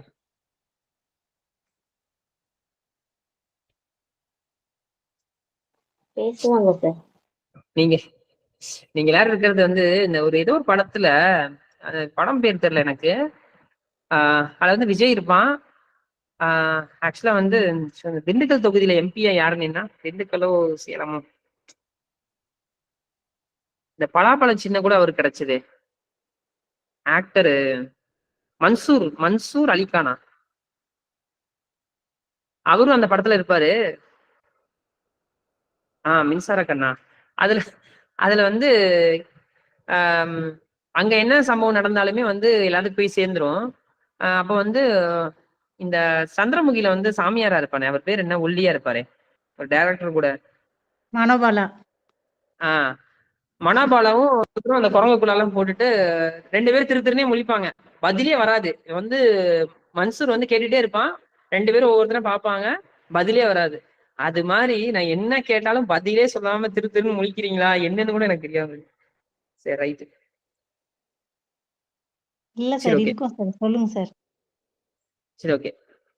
ஆக்சுவலா இது வந்து அவுட் ஆஃப் போர்ஷன் தான். இது வந்து சும்மா ஒரு நெகட்டிவான விஷயத்தை தெரிஞ்சுக்கிறதுக்காக நான் சொல்றேன். இப்போ வந்து நமக்கு எல்லாருக்குமே நல்லாவே தெரியும், கான்ஸ்டியூஷன் வந்து நமக்கு ஏற்படுத்தப்பட்டது, அதோட ஹிஸ்டரி 2 வருஷம் 11 மாசம் 17 நாள், அதுக்கப்புறம் டிபேட்டு, அந்த டிபேட் வந்ததுக்கு அப்புறம் 1946ல கொடுக்குறாங்க, அதை நம்ம லாப் டேவா கொண்டாடுறோம். அதுக்கப்புறம் அது வந்து பெரிய விவாதத்துக்கு அப்புறம் மக்களோட கருத்து கேட்பு, இதுக்கப்புறம் ஜனவரி 26 1950 அதை வந்து இம்ப்ளிமெண்டேஷன் வருது. அதுதான் நம்ம வந்து குடியரசு தினமா கொண்டாடுறோம். இது ஆஸ் யூஷுவல் இருக்கிறது. ஆக்சுவலா ஹிஸ்டரியா நம்ம பார்க்க போனோம் அப்படின்னா, இந்தியா வந்து பிரிட்டிஷ் வந்து ரூலிங் பண்றாங்க. அப்படி பிரிட்டிஷ் வந்து இந்தியா ரூலிங் பண்ணும்போது, நான் முன்னாடியே உங்கள்ட்ட நிறைய டைம் நான் சொல்லியிருக்கேன், இந்த 1957ல என்ன நடக்குது அப்படின்னா, 1957ல வந்து ஒரு மிகப்பெரிய ஒரு போராட்டம் வந்து இந்தியாவில் வந்து நடக்குது. அது பேர் வந்து முதல் இந்திய சுதந்திர உரிமை போர் தான் சொல்றாங்க. ஃபர்ஸ்ட் இண்டிபெண்டன்ஸ் போராட்டமே அங்கதான் நடக்குதுன்றாங்க. அதுக்கப்புறம் தான் ஆங்கிலேயர் பயந்துட்டானுங்க, ஐயோ இனிமேல்லாம் இவனுங்களை எப்படி நம்ம ஆட்சி பண்ண முடியாதுன்னு சொல்லிதான் 1957ல இந்த போராட்டம் நடக்குது. 1857ல வந்து இந்த போராட்டம் நடக்குது. 1857க்கு அப்புறம் அது வரைக்குமே யாருன்னா இங்க கவர்னரா வந்து கார்னவாலிஸ், இந்த மாதிரி நிறைய பேர் வந்து வராங்க.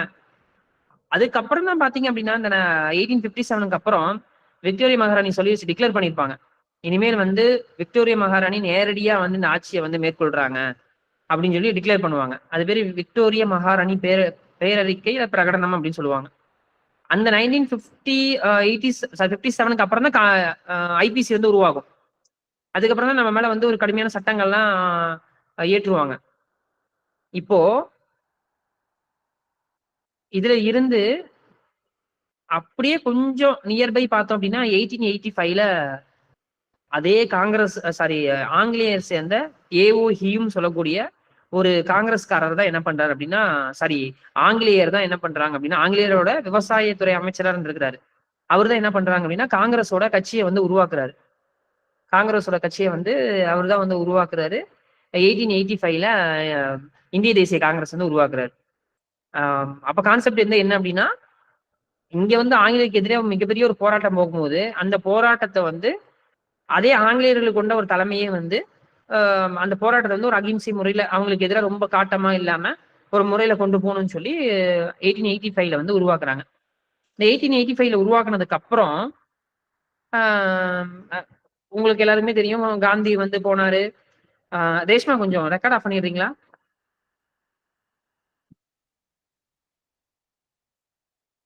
இல்லைன்னா கல்பனா மேம் நீங்க ரெக்கார்ட் ஆஃப் பண்ணிடுங்க கொஞ்சம்.